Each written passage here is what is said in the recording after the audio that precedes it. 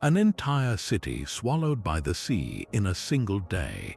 Ancient mythology is filled with these incredible stories, but what if they are more than just fantasy?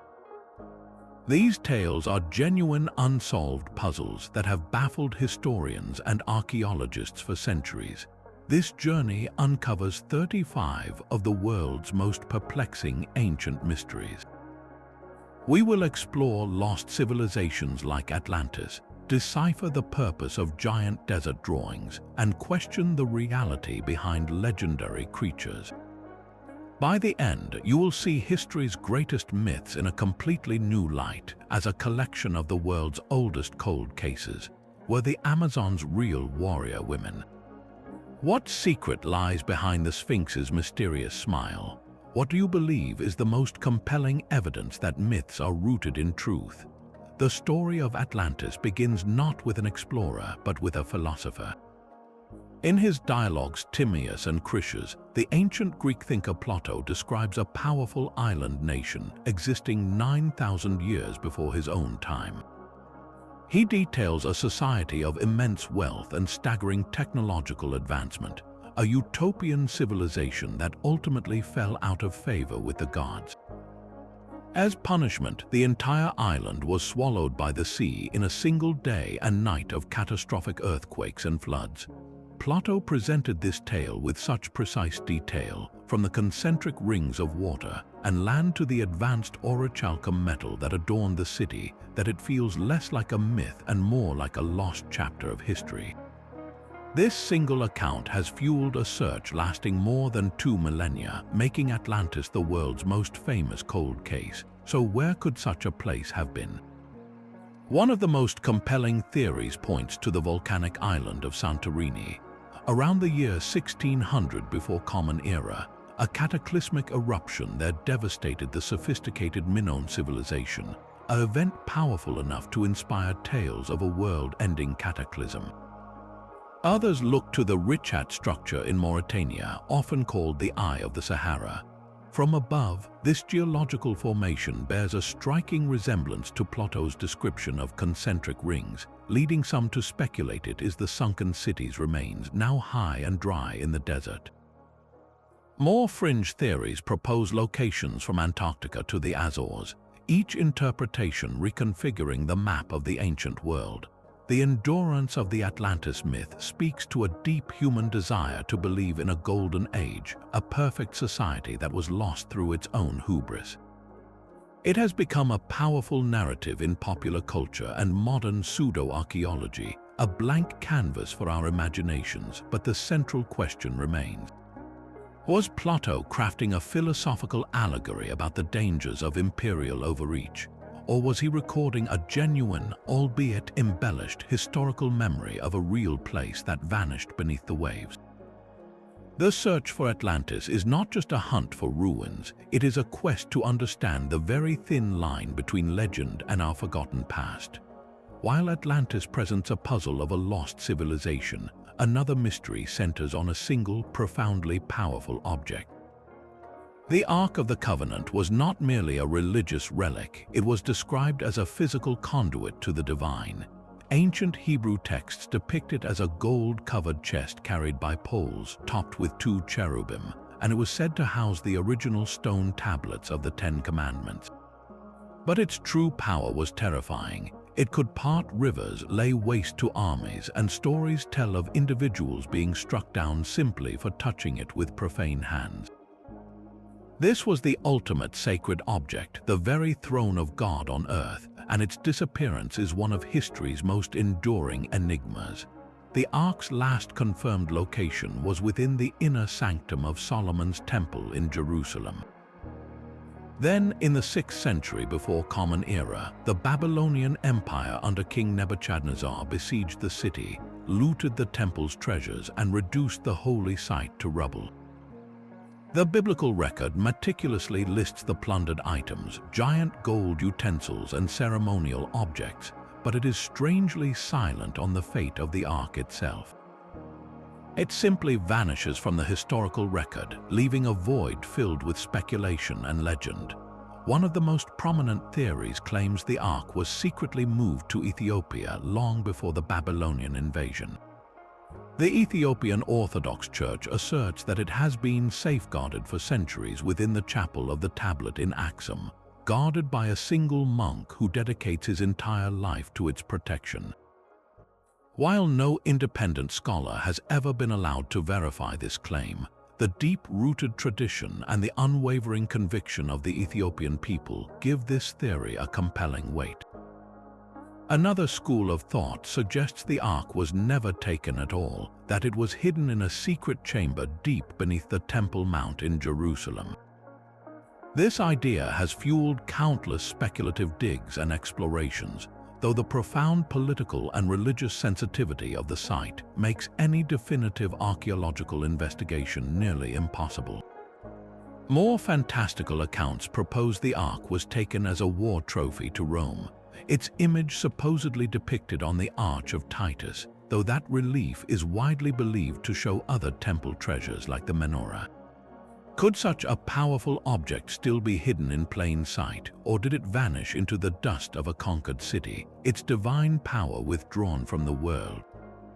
The search for the Ark is a search for a tangible connection to the divine, a quest for an artifact whose story feels too potent to be mere myth.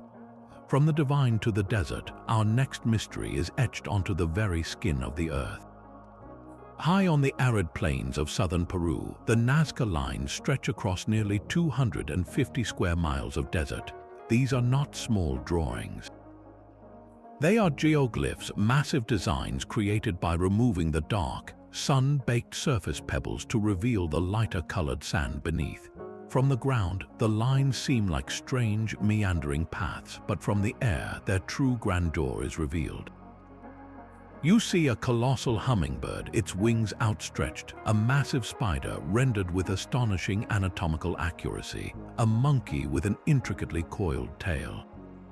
Alongside these zoomorphic figures are clean geometric shapes, vast trapezoids, and straight lines that run for miles, cutting across the landscape with impossible precision. The scale is almost incomprehensible, a gallery of giants meant to be seen from the heavens. So why were they made? The most widely accepted theory suggests they were a giant astronomical calendar. Some researchers argue the lines point to key celestial events, like the solstice sun or specific star clusters, acting as a monumental observatory for the Nazca people who created them between 500 before Common Era and 500 Common Era. Another compelling theory connects them to water, the most precious resource in a desert. The figures could have been ritual pathways walked by priests to plead with deities for life-giving rain, with many of the lines leading to ancient water sources. Then there is the more controversial idea, popularized in the 1960s, that these vast, flat trapezoids were landing strips for ancient astronauts. While this captures the imagination, mainstream archaeology points out the Nazca people were perfectly capable of creating these wonders themselves, using simple tools and surveying techniques. They could have scaled up small models into these monumental forms, a testament to human ingenuity rather than extraterrestrial intervention. The true puzzle is that the Nazca left no written records. We cannot ask them what it all meant. Dating the lines is also incredibly difficult. While organic material found in the ceramic shards nearby gives a general time frame, we cannot be certain if the hummingbird was made centuries before the spider, or if the entire project was a cumulative effort over generations. Each theory offers a glimpse into the Nazca worldview, but none fully solve the riddle. Were these lines a message to the gods, a map of the cosmos, or a communal act of faith designed to ensure survival in a harsh land? Their purpose evaporated with the culture that created them, leaving behind a breathtaking, silent question on the desert floor. A story of a world-ending flood is told in nearly every corner of the globe. From the Mesopotamian epic of Gilgamesh, where the hero Utnapishtim builds a boat to survive the god's wrath, to the biblical account of Noah and his ark, the narrative is hauntingly similar. Hindu texts speak of Manu, saved by a fish to repopulate the earth, while the indigenous peoples of the Americas, from the Hopi to the Maya, have their own powerful legends of a great deluge. This is not a case of one culture borrowing from another. The sheer geographic and cultural distance between these stories suggests something deeper, a shared memory etched into the human psyche. Could this pervasive myth be a collective echo of a real catastrophic event? The end of the last ice age around 12,000 years ago provides a compelling scientific backdrop. As the vast continental glaciers melted, sea levels rose dramatically, swallowing coastal lands and radically reshaping the world map. For the prehistoric people living on those now vanished shores, this would have been an apocalypse in slow motion, a relentless, unstoppable encroachment of water that drowned their entire world over generations. But was there a single, more sudden cataclysm? One of the most discussed theories is the Black Sea deluge hypothesis. It proposes that what is now the salty Black Sea was once a smaller, isolated freshwater lake. Then, around 7,600 years ago, as melting glaciers raised the global ocean, the Mediterranean Sea burst through the natural dam at the Bosporus Strait. The result would have been a waterfall 200 times more powerful than Niagara Falls, a terrifying, roaring wall of water that would have flooded the vast basin for months, inundating over 60,000 square miles of settled land and driving the survivors in a mass, permanent exodus. These traumatized refugees, carrying with them the story of the Great Flood, could have spread the tale across Europe and Asia. The geological evidence for this event is still debated, with some core samples supporting a rapid inundation and others suggesting a more gradual rise. Yet the theory offers a plausible, localized disaster of such immense scale that it could have felt like the end of the entire world to those who witnessed it. This moves the discussion beyond simple geology and into the realm of human experience. A flood of that magnitude would have been more than just a weather event. It would have been a fundamental rupture in reality, a trauma so profound it demanded to be told and retold, passed down through countless generations until it was woven into the very fabric of our oldest stories. The global flood myth, therefore, may be less about the water itself and more about what it represents. A universal human fear of cataclysm and a testament to our enduring will to survive and begin again. The Great Flood myths speak of a world reset by water, but history also holds records of a collapse forged in fire and conflict. Across the eastern Mediterranean, around the year 1200 before Common Era, a terrifying darkness fell. This was the late Bronze Age collapse, a swift and catastrophic unraveling of interconnected civilizations. In just a few decades, mighty empires like the Hittites and the Mycenaeans saw their great palaces burned to the ground, their trade routes severed, and their writing systems forgotten. The world plunged into a dark age, and ancient Egyptian inscriptions point to a primary culprit, a shadowy force they called the Sea Peoples.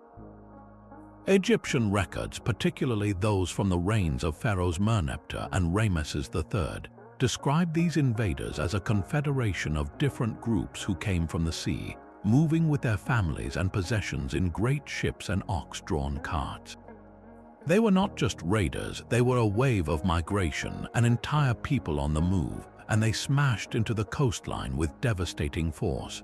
The reliefs at Medinet Habu show a great naval battle, depicting the Sea Peoples with distinctive feathered headdresses and round shields, their ships locked in combat with the Egyptian fleet. Ramesses III ultimately repelled their attack, but he recorded that other kingdoms were not so fortunate. The Hittite Empire, a superpower rival to Egypt, was utterly obliterated, its capital of Hattusa left in smoldering ruins. So who were these mysterious destroyers of worlds? The Egyptians named several tribes, the Peliset, the Shekelesh, the Denyen, but these names are our only clues. One leading theory suggests they were a collection of displaced peoples from the Aegean and Anatolia, perhaps including early Greeks and Anatolians, uprooted by a chain reaction of famine, earthquake, and internal warfare. Their distinctive headgear, as shown in Egyptian art, bears a striking resemblance to that worn by the Philistines, who later settled on the coast of Canaan, and to pottery styles found on Sardinia and in southern Italy. This has led some scholars to propose a truly vast coalition, a maritime alliance of raiders and refugees from across the Mediterranean, from Sicily to Greece to the Levant. What could have forced such diverse groups to band together and launch a desperate assault on the established empires? Climate change appears to be a key factor. Tree ring data from the period points to severe, prolonged droughts that would have led to widespread crop failure and famine. This environmental stress, combined with possible major earthquakes and the disruption of the vital tin trade needed for bronze, could have shattered the fragile stability of the late Bronze Age world. The Sea Peoples might not have been the cause of the collapse so much as a symptom of it, the final, violent shock that toppled civilizations already on the brink. Their legacy was a new world map. The old empires were gone, and in their place arose smaller, more isolated city-states. The international system of the Bronze Age vanished, clearing the stage for the eventual rise of new powers like classical Greece and Rome. The mystery of the Sea Peoples endures because they were the ultimate outsiders, a culture that helped shape history yet left no written records of their own. We only know them through the eyes of their victims, as faceless invaders from the sea who brought about the end of an age. Standing on the Salisbury Plain, the scale of Stonehenge is almost overwhelming. This iconic circle of towering sarsen stones, some weighing over 25 tons and capped with massive lintels, was erected over 1,000 years before the pyramids of Giza. The sheer ambition of its Neolithic builders, who began this project around 3000 before Common Era, is staggering. But the first great mystery is not the local sarsens, it is the smaller inner ring of bluestones. Geological analysis reveals these distinctive spotted dolerite rocks originated in the Preseli Hills of Wales, a distance of over 150 miles. How did a society without the wheel or draft animals move 80 giant stones across such a vast and rugged landscape? One enduring theory involves a monumental feat of human labor, with teams using log rollers and rafts, hauling the stones on wooden sledges greased with animal fat. Another hypothesis suggests nature provided a helping hand, proposing that ancient glaciers transported the bluestones much closer to the site during the last ice age, leaving them for later generations to discover and use. Yet, the specific and deliberate choice of stone from that particular Welsh quarry hints at a deeper purpose, a sacred connection to the land that made the arduous journey necessary. Once the stones arrived, the puzzle only deepened. What was Stonehenge for? Its precise alignment with the summer solstice sunrise and the winter solstice sunset is undeniable, leading many to see it as a giant astronomical calendar, a stone computer for tracking the seasons. Others point to the many human remains found there, some showing signs of severe injury or illness, suggesting it was a center for pilgrimage and healing, a Neolithic Lourdes where the bluestones themselves were believed to possess curative powers. It likely served as a grand burial ground for a powerful elite, but recent discoveries have completely reshaped our understanding. Ground-penetrating radar has revealed a hidden landscape around Stonehenge, a complex of surrounding monuments, processional avenues, and timber structures. The enormous settlement of Durrington Walls, just 2 miles away, appears to have been a place for the living to feast and celebrate, while Stonehenge was a domain for the dead. This suggests the stone circle was not a standalone temple, but the heart of a vast ritual landscape, a stage for ceremonies that guided people through life, death, and the eternal cycles of the sun and moon. The true purpose of Stonehenge was probably all of these things, an evolving symbol of power, faith, and cosmic order whose full meaning is now lost to time, leaving only its silent, majestic stones to guard the secret. Deep within the heart of ancient Greek lore lies a prison of stone and a monster of nightmare. The legend of the Minotaur tells of a creature, half man and half bull, born from a queen's unnatural passion and imprisoned by a shamed king in an inescapable labyrinth. This maze, a masterpiece of cunning design built by the legendary craftsman Daedalus, was so complex that once inside, no one could ever find their way out. Every 9 years, the myth says, the city of Athens was forced to send 7 youths and 7 maidens as tribute to King Minos of Crete, a grim sacrifice to be devoured by the beast within its twisting corridors.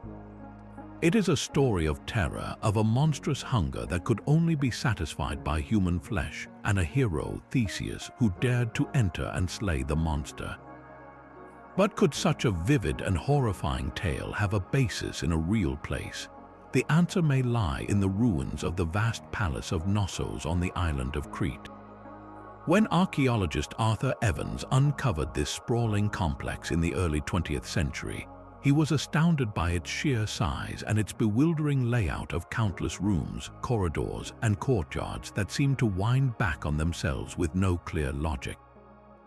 To an outsider, especially a young Athenian forced into its depths, this palace would have felt like a labyrinth from which there was no escape.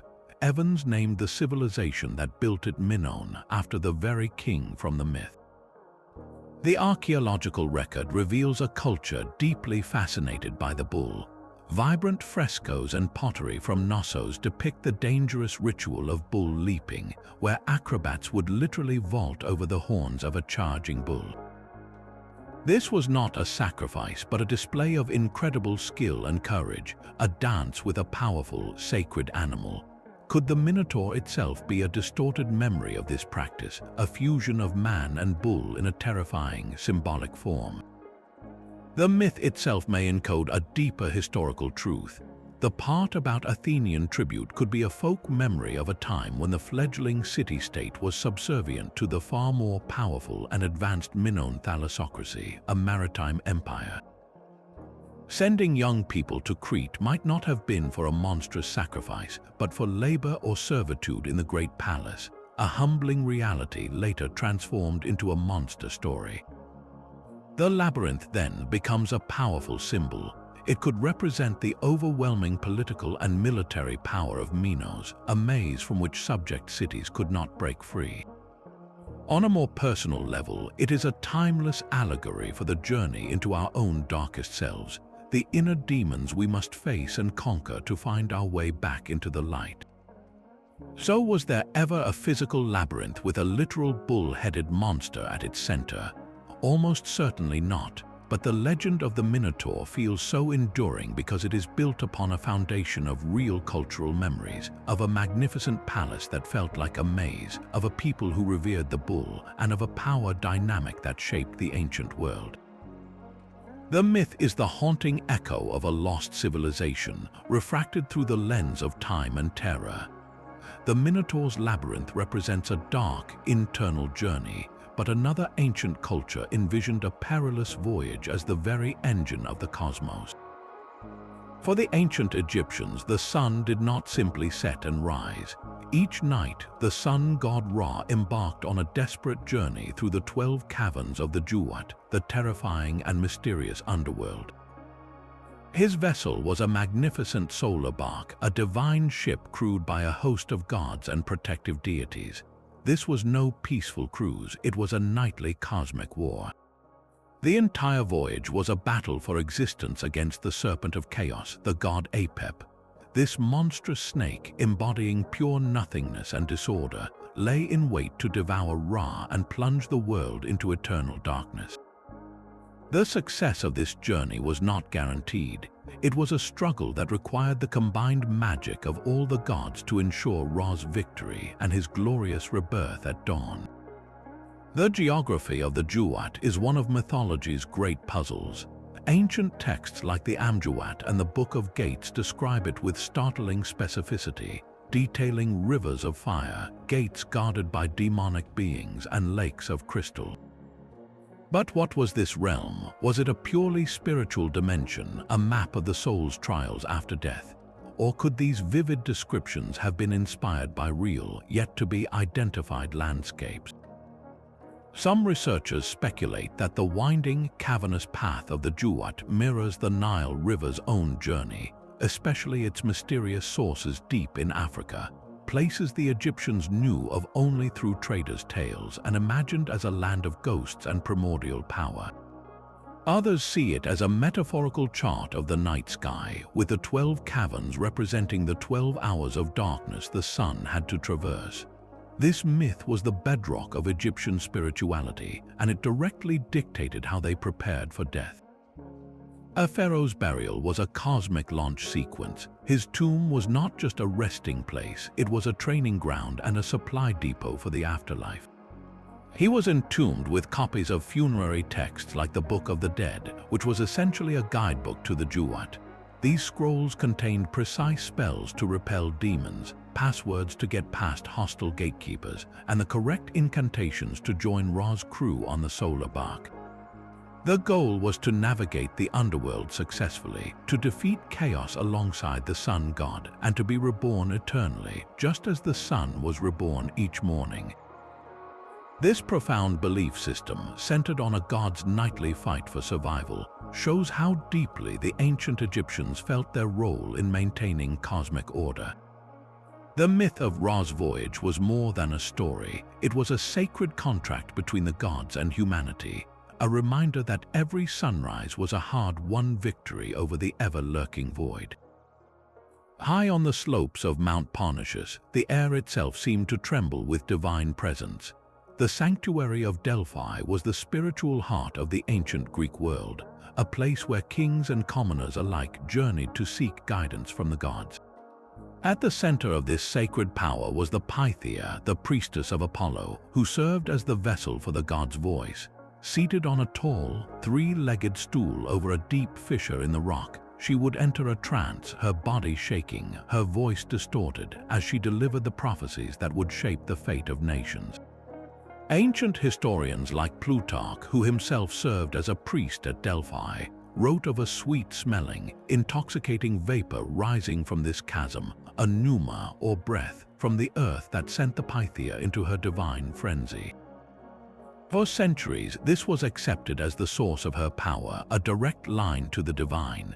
But did this mystical vapor truly exist, or was it merely a powerful story to explain an even more powerful psychological phenomenon? The answer has become one of archaeology's most heated debates. In the 1990s, a team of researchers proposed a compelling geological explanation.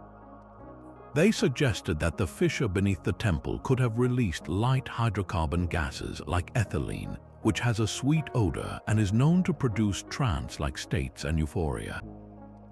Methane, another potential candidate, could also cause disorientation and altered consciousness. The team pointed to the region's active fault lines, which could have allowed such gases to seep up from deep within the earth, creating the conditions for the Pythia's sacred intoxication. This scientific theory seemed to perfectly bridge myth and reality, providing a tangible mechanism for the oracle's legendary trances. It suggested that the priests of Delphi had discovered a natural geological phenomenon and built a profound religious institution around it. Yet, not everyone is convinced. Subsequent archaeological excavations at the temple site have failed to find any evidence of a major chasm or fissure in the Adyton, the inner sanctum where the Pythia sat. Skeptics argue that the intoxicating vapor was a later literary invention, a poetic explanation for a ritual that was, in truth, a masterful performance of religious and political theater. The true genius of the Oracle of Delphi may not have been in the cause of her trance, but in the delivery of her words. Her prophecies were famously ambiguous, riddles wrapped in divine authority. When the fabulously wealthy King Croesus of Lydia asked if he should wage war on the Persian Empire, the oracle told him that if he attacked, he would destroy a great empire. Emboldened, Croesus launched his invasion, only to see his own kingdom annihilated. The prophecy was technically correct, yet devastatingly misleading.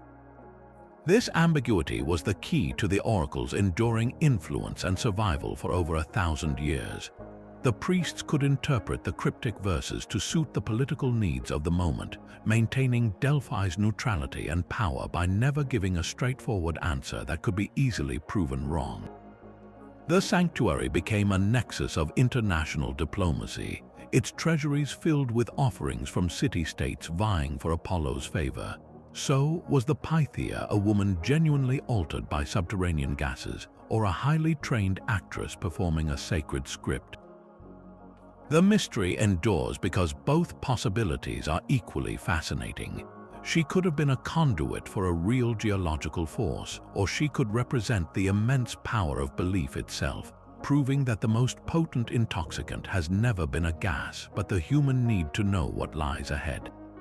The riddles of the oracle fade before the silent, inscrutable gaze of the Great Sphinx.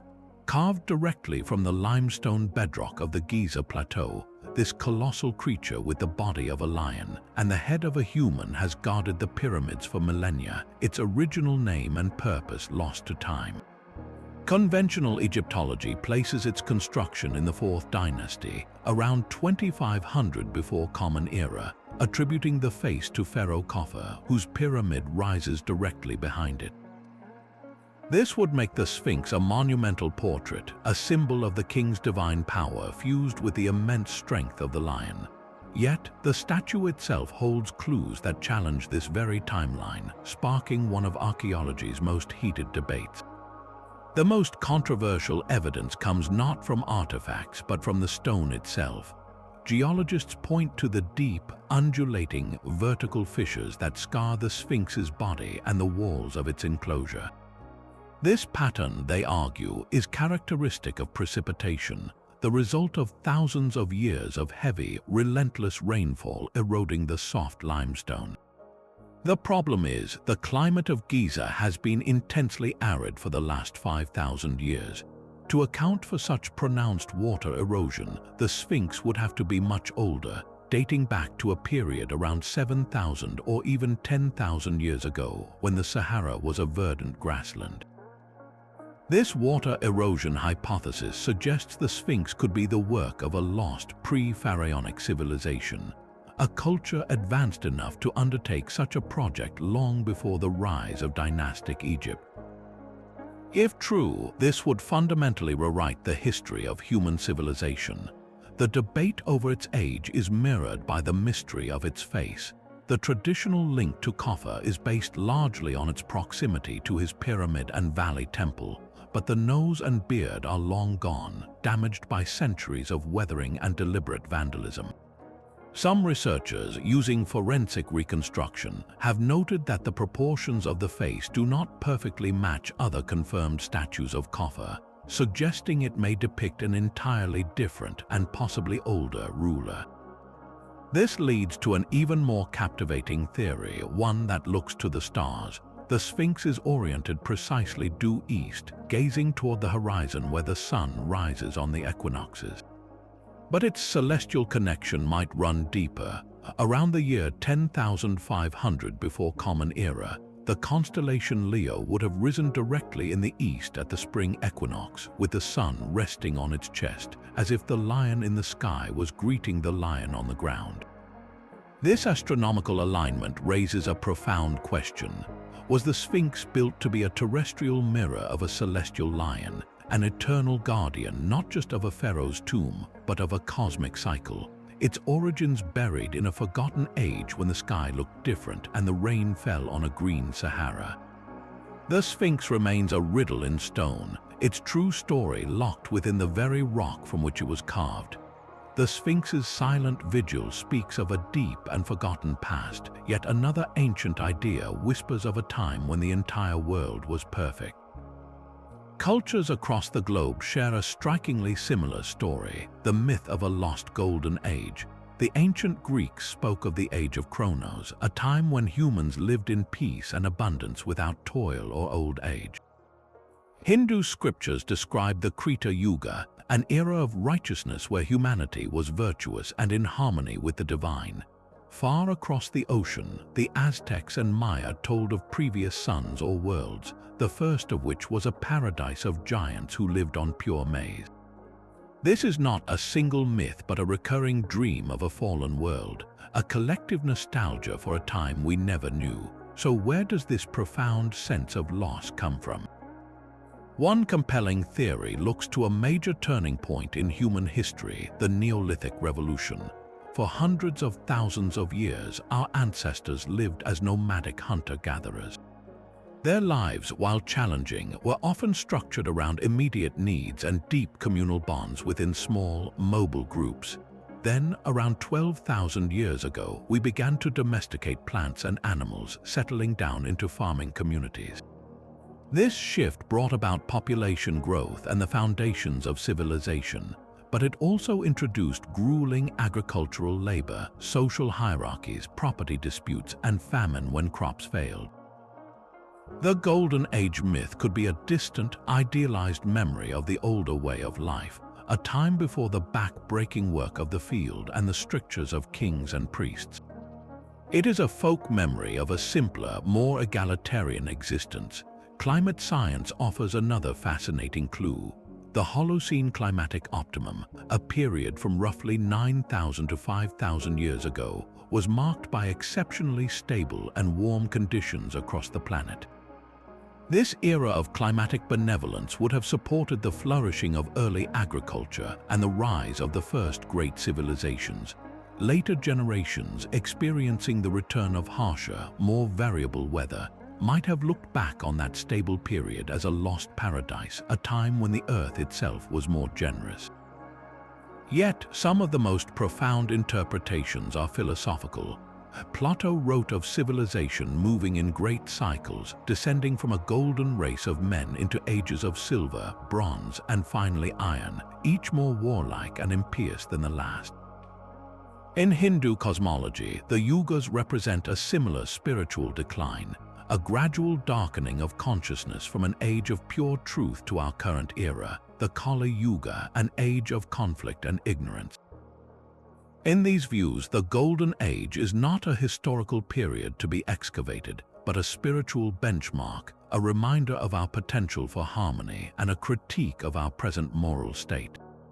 The enduring power of this myth lies in its reflection of a fundamental human tension.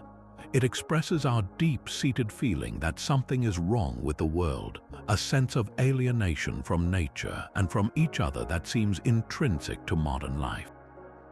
We long for a simplicity and unity we feel we have lost. This pervasive story asks us a difficult question.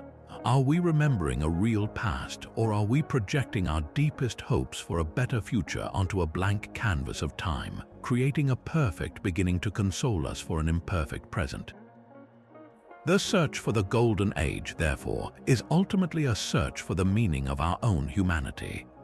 The yearning for a lost Golden Age speaks to a deep human desire for perfect knowledge, a wisdom so complete it could restore the world to its original harmony. This very dream takes a tangible form in the legend of the lost Book of Thoth. In the Egyptian pantheon, Thoth was the ibis-headed god of wisdom, writing, and magic, the divine scribe who recorded the weighing of the heart in the afterlife. But beyond his official duties, a more tantalizing story circulated, a myth of a single book penned by the god himself. This was not just any text, it was said to contain all the secrets of the universe, the true names of the gods, the spells to command nature itself, and the deepest mysteries of life, death, and the cosmos. The legend claimed this ultimate source of power was hidden away in a box of iron, which was inside a box of bronze, then a box of ivory and ebony, all sealed with a twisting, living serpent, a guardian for which there was no antidote. This was knowledge protected by a living, breathing death sentence. The story feels like pure fantasy, a warning against hubris, but what if it points to something more concrete? Could this be a folk memory of a real, lost corpus of knowledge, a library of advanced Egyptian science and philosophy that has since vanished from the historical record? The Egyptians possessed profound understanding in astronomy, medicine, and engineering, knowledge that was likely recorded on fragile papyrus scrolls housed in temple libraries. A catastrophic fire, a royal purge, or simply the slow decay of time could have erased such a library, leaving behind only the legend of a single, all-powerful book as its ghost. The influence of this Egyptian myth rippled out across centuries, shaping the very foundations of Western esoteric thought. When the Greeks encountered Egypt, they syncretized Thoth with their own god Hermes, giving rise to the figure of Hermes Trismegistus, or thrice great Hermes. A body of writings known as the Hermetica, penned in the early centuries of the Common Era, claimed to be the lost wisdom of this sage, blending Egyptian theology with Greek philosophy. These texts became the cornerstone of Hermeticism, a spiritual tradition that proclaimed the principle of as above, so below, and they fueled the pursuits of alchemists for over a millennium. These medieval and Renaissance scholars, in their quest to transmute lead into gold and discover the elixir of life, were, in a very real sense, searching for their own version of the Book of Thoth, the one text that would unlock the material and spiritual secrets of creation. This endless quest forces a difficult question. Is the Book of Thoth a physical artifact waiting to be unearthed in a hidden tomb, or is it something else entirely? Perhaps the book, the serpent, and the quest are a powerful metaphor for the pursuit of ultimate knowledge itself. The serpent guardian represents the inherent danger in such a pursuit, the idea that some truths are too vast or too terrible for the human mind to grasp without consequence. The book, then, is not a thing to be found, but a state of understanding that can never be fully captured in words, a treasure that can be sought but never truly possessed. It is the eternal, elusive answer, and we are forever captivated by the mystery of the question. A lush green mountain rising in the heart of a dusty Mesopotamian city. The Hanging Gardens of Babylon were described as an impossible marvel of engineering, a series of ascending terraces overflowing with trees, flowers, and vines, all kept alive by a complex irrigation system that drew water from the Euphrates River. Ancient historians like Strabo wrote of towering stone pillars and vaulted terraces, creating a shaded, cool paradise for strolls and private conversations.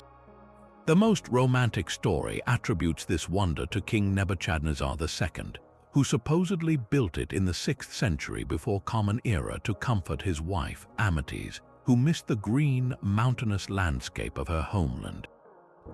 It is a beautiful tale of love and longing, a testament to human ingenuity's power to reshape nature itself. Yet, this magnificent wonder presents us with a profound archaeological silence. Despite extensive excavations at the site of ancient Babylon, no trace of these legendary gardens has ever been found.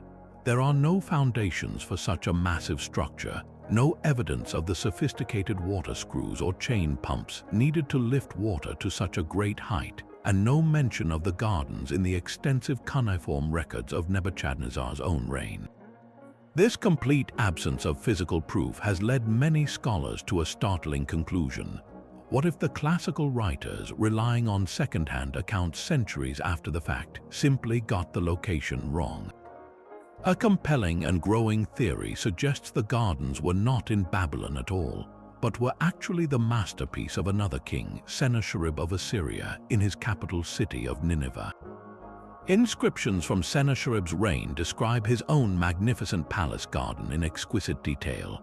He boasts of a vast, terraced pleasure park, calling it a wonder for all peoples, and he describes a truly revolutionary water-raising device made of bronze screws, an early Archimedes screw that lifted water from a canal to irrigate the highest levels. This was not a romantic gift for a homesick queen, but a brutal display of imperial power, a way for the king to showcase his dominance over nature and his enemies. The botanical collection was a living trophy room of plants and trees gathered from every corner of his conquered empire. So how could such a magnificent achievement be misattributed?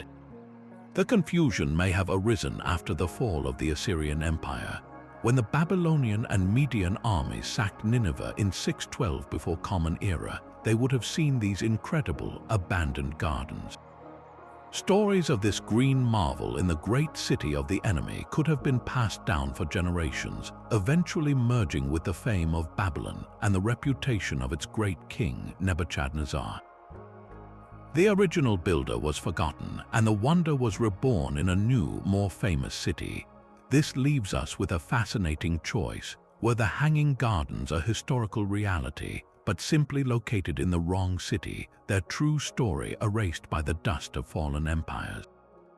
Or were they always a poetic exaggeration, a traveler's tale that grew in the telling, a composite ideal of what a royal garden should be, blending the achievements of multiple Mesopotamian kings into one perfect and ultimately fictional masterpiece? The gardens hang in our imagination, suspended between the romantic love of a Babylonian king and the boastful power of an Assyrian one, a verdant ghost in the history of the ancient world. From the cultivated beauty of hanging gardens, we plunge into a world where power was measured not in flowers but in severed heads.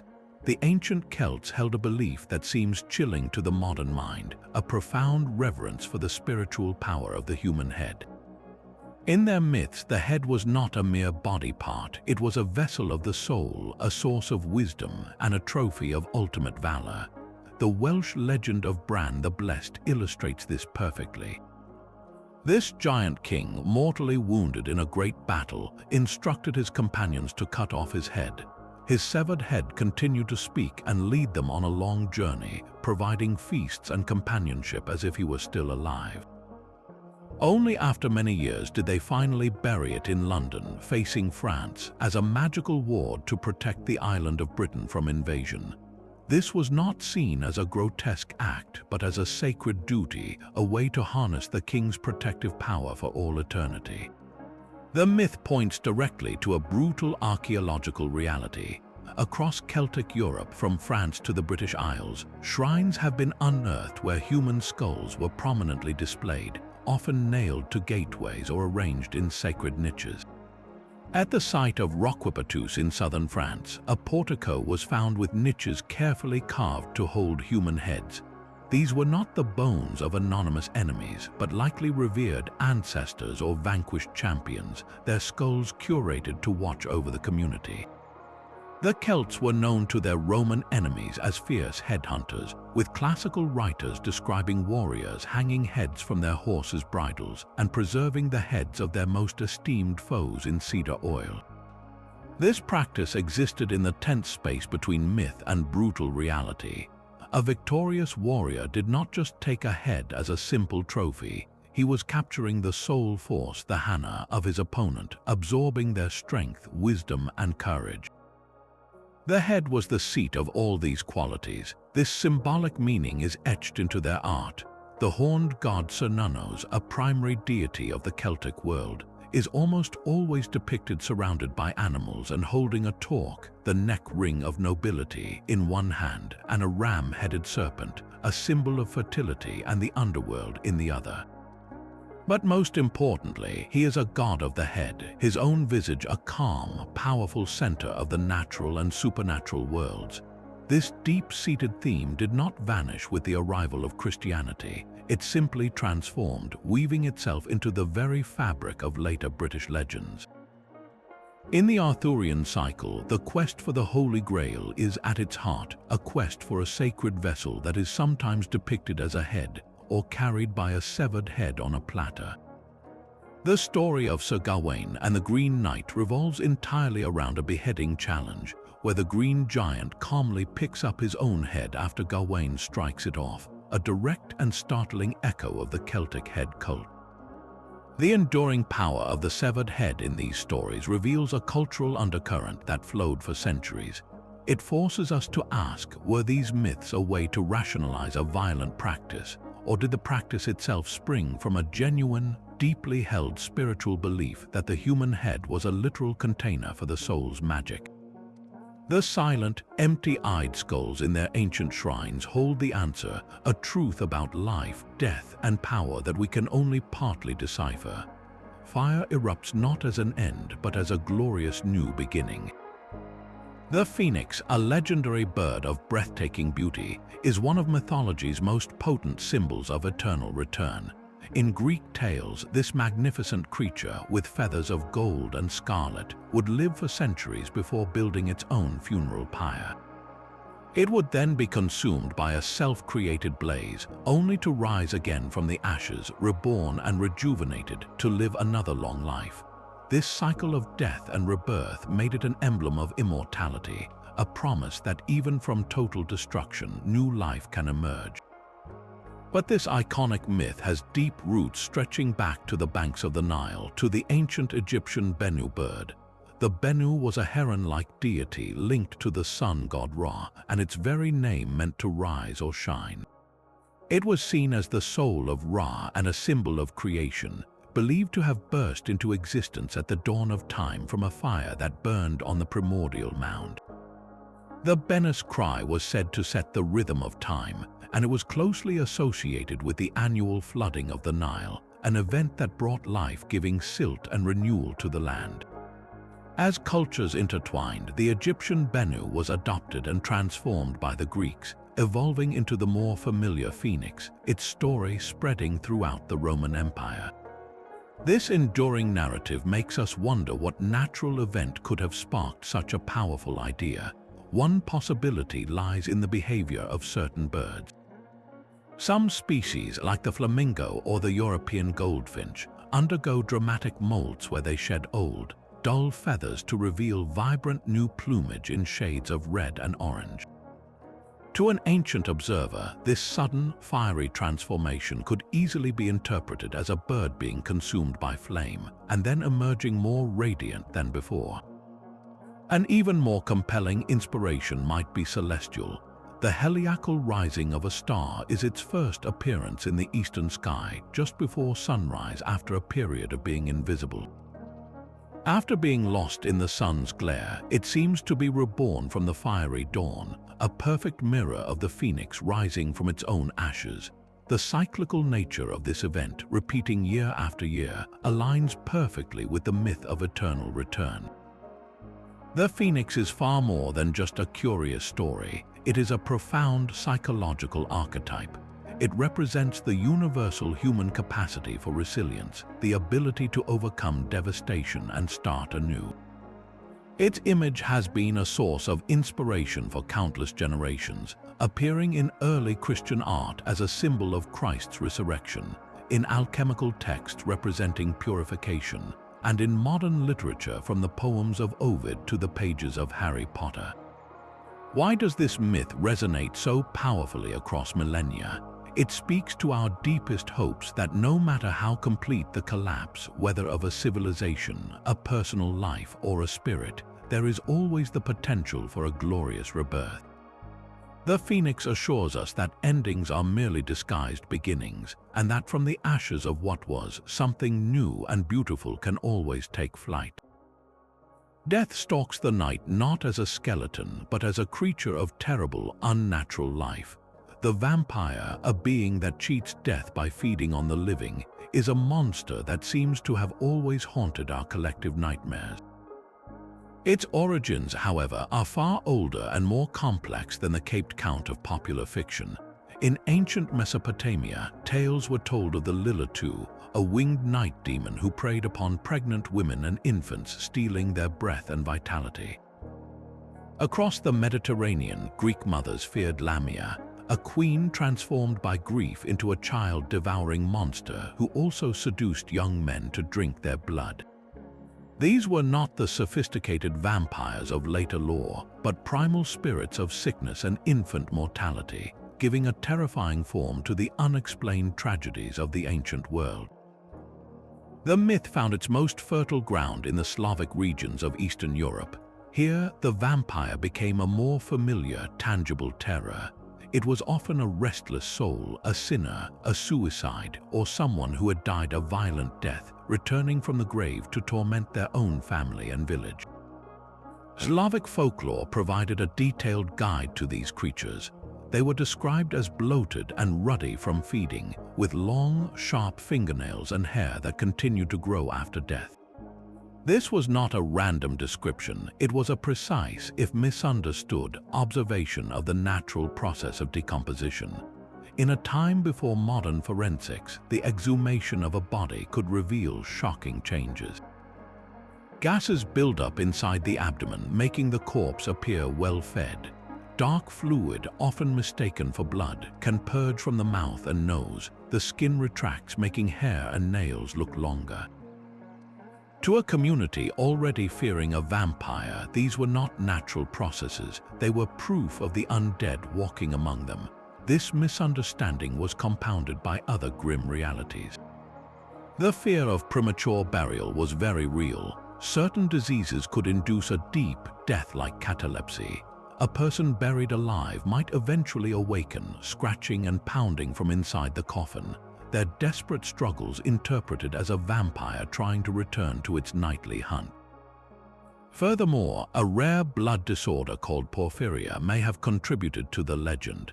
Its symptoms include severe sensitivity to sunlight, causing blistering, and the receding of gums, which can make the teeth appear more prominent and fang-like.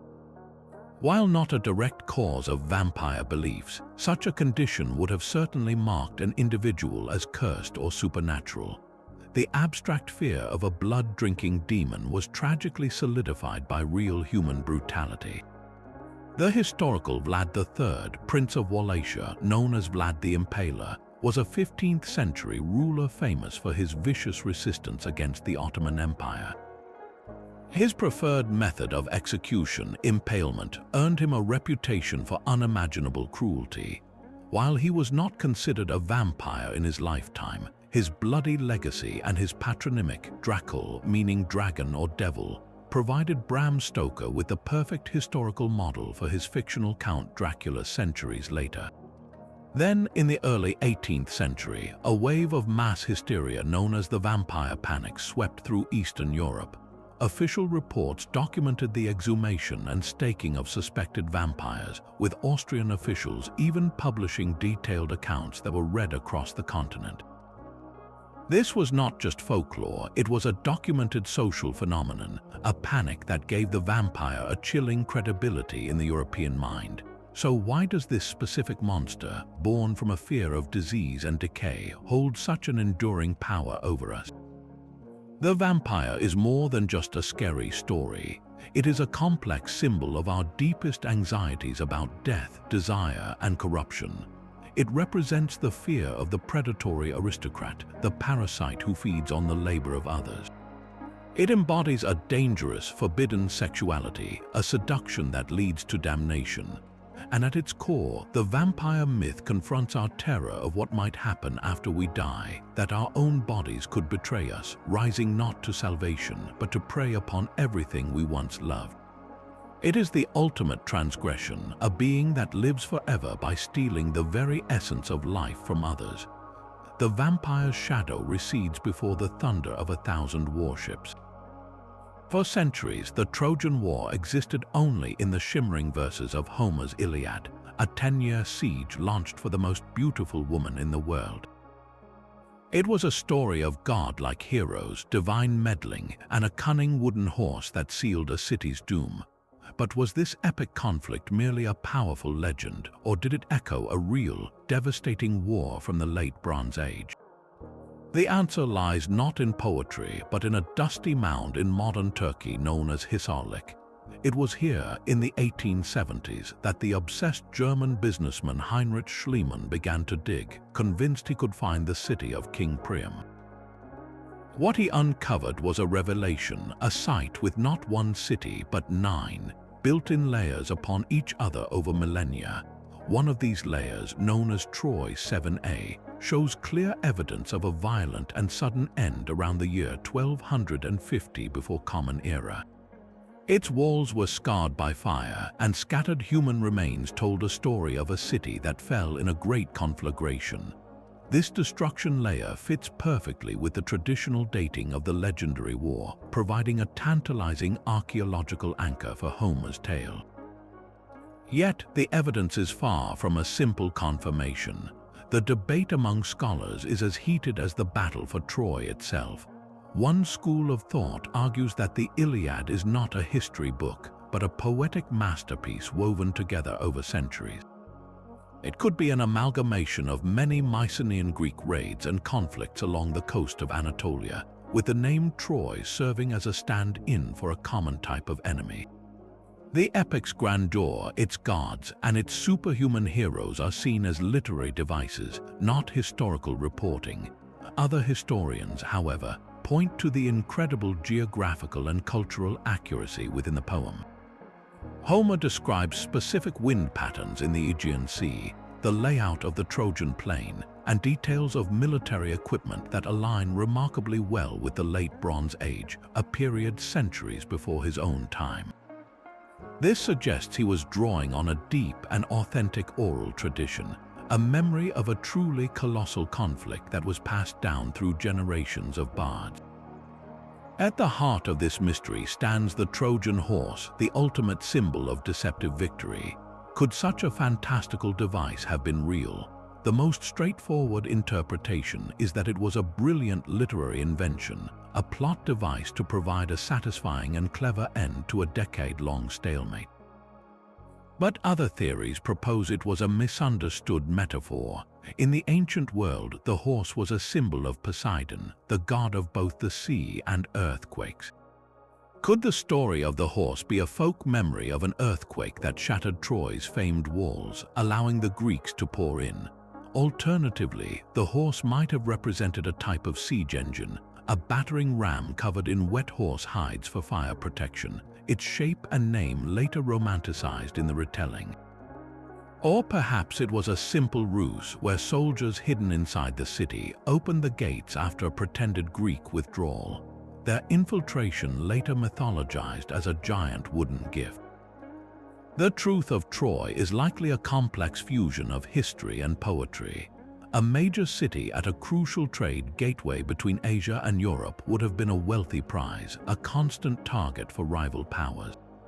A particularly devastating sack of that city could have been so traumatic that its story was never forgotten, growing in scale and drama with each retelling until the kings became heroes and the soldiers became demigods. The war for Troy occupies a unique space, a shimmering mirage where archaeology and myth meet. We may never prove that Achilles and Hector dueled outside the walls, but we can stand on the same ground and look upon the same sea that inspired one of humanity's greatest stories, forever wondering where history ended and the legend began. A single towering tree connects the heavens to the underworld in countless ancient beliefs. From the immense ash tree Yggdrasil of Norse myth, with its roots gripping different worlds and a dragon gnawing at its base, to the sacred Ashvattha tree in Hinduism mentioned in the Upanishads, which is described as having its roots in heaven and branches extending downward to earth, this symbol appears with stunning consistency. The Kabbalistic tree of life maps the divine flow of creation through 10 spheres, while Mayan cosmology spoke of the Yaksh, a great ceiba tree upholding the sky. Despite vast oceans and millennia separating these cultures, they all envisioned a central axis, a world tree that structured the entire cosmos. This was not merely a symbol of nature, but a complete model of reality. Its roots plunged into the dark, chthonic realms of the dead and the past. Its massive trunk stood firm in the middle world of the living, the earth we know. And its highest branches reached into the celestial domains of gods, ancestors, and pure spirit. This axis, often called the Axis Mundi, served as a conduit, a ladder upon which shamans, prayers, and divine energies could travel between the layers of existence. It provided cosmic stability, a fixed point in the chaos that gave order and meaning to the universe. Why would this specific image be so profoundly universal? One compelling answer lies in our shared human experience. For our earliest ancestors, a massive, ancient tree was the most immediate and powerful representation of life, stability, and interconnectedness. Its deep roots mirrored the hidden underworld, its trunk the solid reality of the present, and its soaring branches the unreachable sky. It housed birds of the air, insects of the ground, and mysteries in its hollows, a perfect microcosm of a layered world. This shared observation of nature could have independently sparked the same profound symbol across the globe. Yet, the striking similarities also fuel the theory of an ancient common cultural source, a primordial belief carried by the first human migrations that then branched into countless local variations like the tree itself. This cosmic pillar was also a source of ultimate knowledge, but that wisdom always came at a great price. In Norse mythology, the god Odin hung for 9 days and 9 nights from the windswept branches of Yggdrasil, pierced by his own spear in a shamanic trance of self-sacrifice. He endured this agony to grasp the secrets of the runes, the magical alphabet that held power over reality. His ordeal granted him not just knowledge but the burdens of prophecy and poetry. This theme of sacred knowledge gained through ordeal at the tree is echoed in other traditions, suggesting that accessing the truths of the cosmos requires a journey, a sacrifice of the self to reach a higher state of being. The world tree is more than a relic of forgotten faiths, it is a living archetype. It represents the interconnected web of all life, the delicate balance between the seen and unseen worlds, and the human yearning to find our place within a vast, mysterious cosmos. Its roots are buried deep in our collective psyche, and its branches still stretch into our modern imagination, a timeless symbol of the universe itself, growing, branching, and forever reaching for the light. A letter arrived in the courts of Europe, a document that would capture the medieval imagination for centuries. Addressed to the Byzantine Emperor and the Pope, it was from a figure who called himself Prester John, Presbyter Johannes. He described himself as a fabulously wealthy Christian king and priest, ruling a lost kingdom of such splendor it defied belief. His letter spoke of a palace made of crystal and precious gems, a fountain of youth, and subjects who lived for hundreds of years. His realm was populated with strange creatures, like men with horns and dogs' heads, and it was said to be free from all vice and poverty. Here was a powerful, pious, and mysterious ally, a Christian beacon shining in the heart of the unknown East, and his promise fueled a desperate European hope. The initial placement of his kingdom was in Central Asia, a land of myth and monsters on the edge of the known world. This was a time of the Crusades when Christian Europe was locked in a grueling struggle with Islamic powers. The idea of a mighty Christian emperor poised to attack the Muslim world from the rear was a potent fantasy, a divine strategy that could turn the tide of holy war. But as the Mongol Empire rose and Genghis Khan's hordes swept westward, European envoys sent to parley with these new powers fully expected to find the court of Prester John among them. They found no such Christian utopia, only the vast secular Mongol Empire. So the legend did not die, it simply packed its bags and moved. By the 14th century, as knowledge of Asia grew, the location of this lost kingdom shifted dramatically to a place still shrouded in mystery, Ethiopia. The existence of the ancient Christian kingdom of Ethiopia, isolated in the highlands of East Africa and ruled by a monarch who held both political and religious authority, provided a perfect new home for the Prester John myth. European maps from this period began to confidently place his realm in Africa, a powerful, lost Christian ally waiting to be contacted. This was no longer just a story, it was a geographical goal that would drive real-world exploration. The Portuguese, in their quest to find a sea route to India and outflank their Islamic rivals, were particularly captivated. When Vasco da Gama rounded the Cape of Good Hope and sailed up the East African coast, he carried with him explicit instructions to inquire about Prester John at every port. His crews asked local rulers if they were subjects of the great Christian king, hoping to forge an alliance that would secure the Indian Ocean for Christendom. They did eventually make contact with Ethiopia, and while the reality was a complex and powerful kingdom, it was not the mythical paradise of endless wealth and magic described in the legend.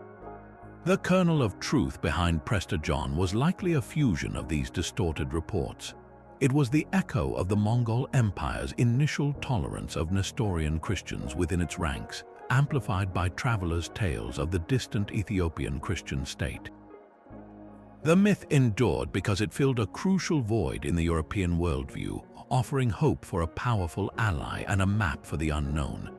It was a compass pointing not just to a physical location, but to a deep-seated desire for connection in a world that felt vast, dangerous, and divided. The search for Prester John's kingdom, a phantom drawn on a map, ultimately helped chart the very real contours of our planet. The legend of the Amazons presented a terrifying inversion of the Greek world's natural order. These fierce warrior women, said to live in a society without men, were depicted as master archers and hunters, the equals of any Greek hero. They were the ultimate antagonists, their queen's girdle stolen by Hercules, their invasion of Athens repelled by Theseus. For centuries, they were dismissed as pure fantasy, a symbolic enemy created to define Greek masculinity by contrasting it with a wild, feminine other. But what if the Amazons were not born from imagination alone, but from a distorted memory of a very real people? Recent archaeological discoveries on the vast Pontic Caspian steppe have unearthed a stunning truth. Buried within the burial mounds known as kurgans are the skeletons of Scythian nomads, a horse-riding culture that thrived from the Black Sea to Mongolia. Among these graves, a significant number belong to women, and they are not buried with spindles or mirrors, but with the full arsenal of a warrior. They were laid to rest with bronze-tipped arrows, iron swords, spears, and armor. Some even have battle injuries, like arrowheads embedded in their bones. These were not mythical figures, they were real women who fought, hunted, and rode alongside men. The Greeks, whose own women were largely confined to the home, would have encountered these Scythian tribes through trade and conflict on the Black Sea coast. The sight of a woman drawing a bow from horseback would have been so shocking, so contrary to their entire social structure, that it demanded an explanation.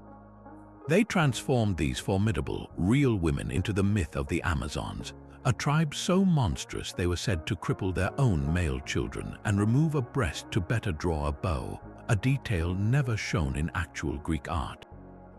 This mythologizing process explains why the Amazon homeland was so fluid on Greek maps.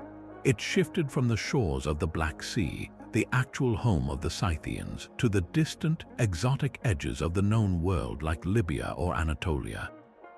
The location changed because the Amazon was not a fixed place, but an idea, a geographic expression of the Greek fear of powerful, independent women from beyond their borders. The legend served as a cautionary tale about the dangers of inverted gender roles, but it also betrayed a secret fascination. Greek pottery is filled with scenes of combat between hoplites and Amazons. These battles often depicted with a tense, almost erotic energy, a struggle between civilization and a desirable, terrifying chaos. So were the Amazons real? The answer is both yes and no. There was never a literal city of Themyscira populated only by women, but the warrior women who inspired the myth were absolutely real. The Scythian graves are the proof, the silent, skeletal testimony of a culture where gender roles were far more fluid than in the Greek world. The Amazons are a powerful lesson in how ancient myths are born, a blend of terrifying reality, cultural misunderstanding, and the stories we tell to make sense of the world's most unsettling truths. Lord Carnarvon's death was the spark that ignited a modern myth. When the financial backer of the Tutankhamun excavation died in Cairo just weeks after the tomb's opening in 1922, the world was primed for a supernatural explanation.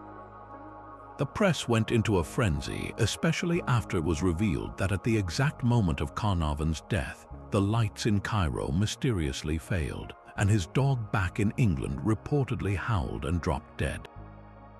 The Curse of the Pharaohs was born, a sensational story of ancient vengeance that sold newspapers and captured imaginations worldwide. But what curses were actually written inside these sacred spaces? The inscriptions Egyptologists find are not prophecies of doom aimed at archaeologists. They are practical warnings, protective spells meant to deter the common grave robbers of antiquity. One typical inscription reads, "As for anyone who shall enter this tomb in his impurity, I shall wring his neck like a bird's." This was a legal and spiritual deterrent, a threat of divine justice against those who would desecrate a final resting place for personal gain. It was never intended for the careful, if intrusive, work of modern science. So what really happened to Lord Carnarvon and others associated with the tomb? Rational explanations point to the tomb's environment itself. Sealed for over 3,000 years, it could have harbored ancient bacteria or toxic mold like Aspergillus flavus, which can cause severe respiratory illness, especially in someone like Carnarvon, who was in frail health after a near-fatal car accident. Another theory suggests the ancient Egyptians might have used radioactive materials in their paints or burial rites, or that the air inside, thick with millennia of decomposed organic matter and dust, acted as a potent allergen. Then there is the undeniable power of suggestion. In an atmosphere of intense media hype and whispered fears, a simple mosquito bite or a minor illness could be magnified into a symptom of the curse, a self-fulfilling prophecy fueled by dread. The persistence of the curse narrative speaks less to ancient magic and more to our own modern anxieties. It reflects a deep, lingering unease about disturbing the dead and a fear that some knowledge, some past, is best left untouched. It is a story that gives form to our guilt and wonder, a reminder that even in our age of reason, the idea of a pharaoh's wrath still holds a mysterious and potent power. A creature of immense power and scales appears in the oldest stories from nearly every continent. The dragon is a global phenomenon, a myth born independently in cultures separated by vast oceans, with no possible way to share the tale. Yet the nature of this beast splits dramatically along a fascinating cultural divide. In the West, from the Norse lindworm to the beast slain by St. George, the dragon is typically a malevolent force. It is a hoarder of gold, a devourer of maidens, a symbol of chaos that must be conquered by a hero's sword. It breathes fire and represents a raw, destructive power that humanity must overcome. In stark contrast, the Eastern dragon of China, Japan, and Korea is a creature of profound benevolence and wisdom. It is a celestial being associated with water, rainfall, and agricultural abundance. These long, serpentine dragons lack wings yet soar through the heavens, and they are revered as symbols of imperial authority and cosmic balance. They are not monsters to be slain, but powerful spirits to be respected and honored. How can the same creature embody such opposing ideals of evil and good? The answer may lie not in shared stories, but in shared discoveries buried in the earth. One of the most compelling theories points to paleontology. Imagine an ancient farmer or shepherd, their plows striking against a massive, unfamiliar bone. Or a traveler discovering a gigantic, tooth-filled skull eroding from a cliff face.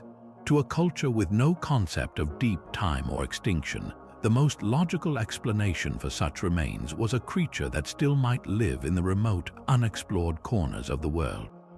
The skull of a prehistoric rhinoceros or a mammoth, with its single large nasal cavity, could easily be interpreted as the eye socket of a cyclops. A fossilized Protoceratops skeleton, with its beaked mouth and bony frill, found in the Gobi Desert, bears an uncanny resemblance to the traditional descriptions of griffins. And the immense, segmented vertebrae of a dinosaur or the terrifying teeth of a Tyrannosaurus rex would naturally suggest a reptile of impossible, monstrous size. These chance encounters with the bones of giants could have provided the skeletal framework upon which the flesh of the dragon was hung. But the inspiration might also be more elemental, rooted in pure psychology and the raw power of nature.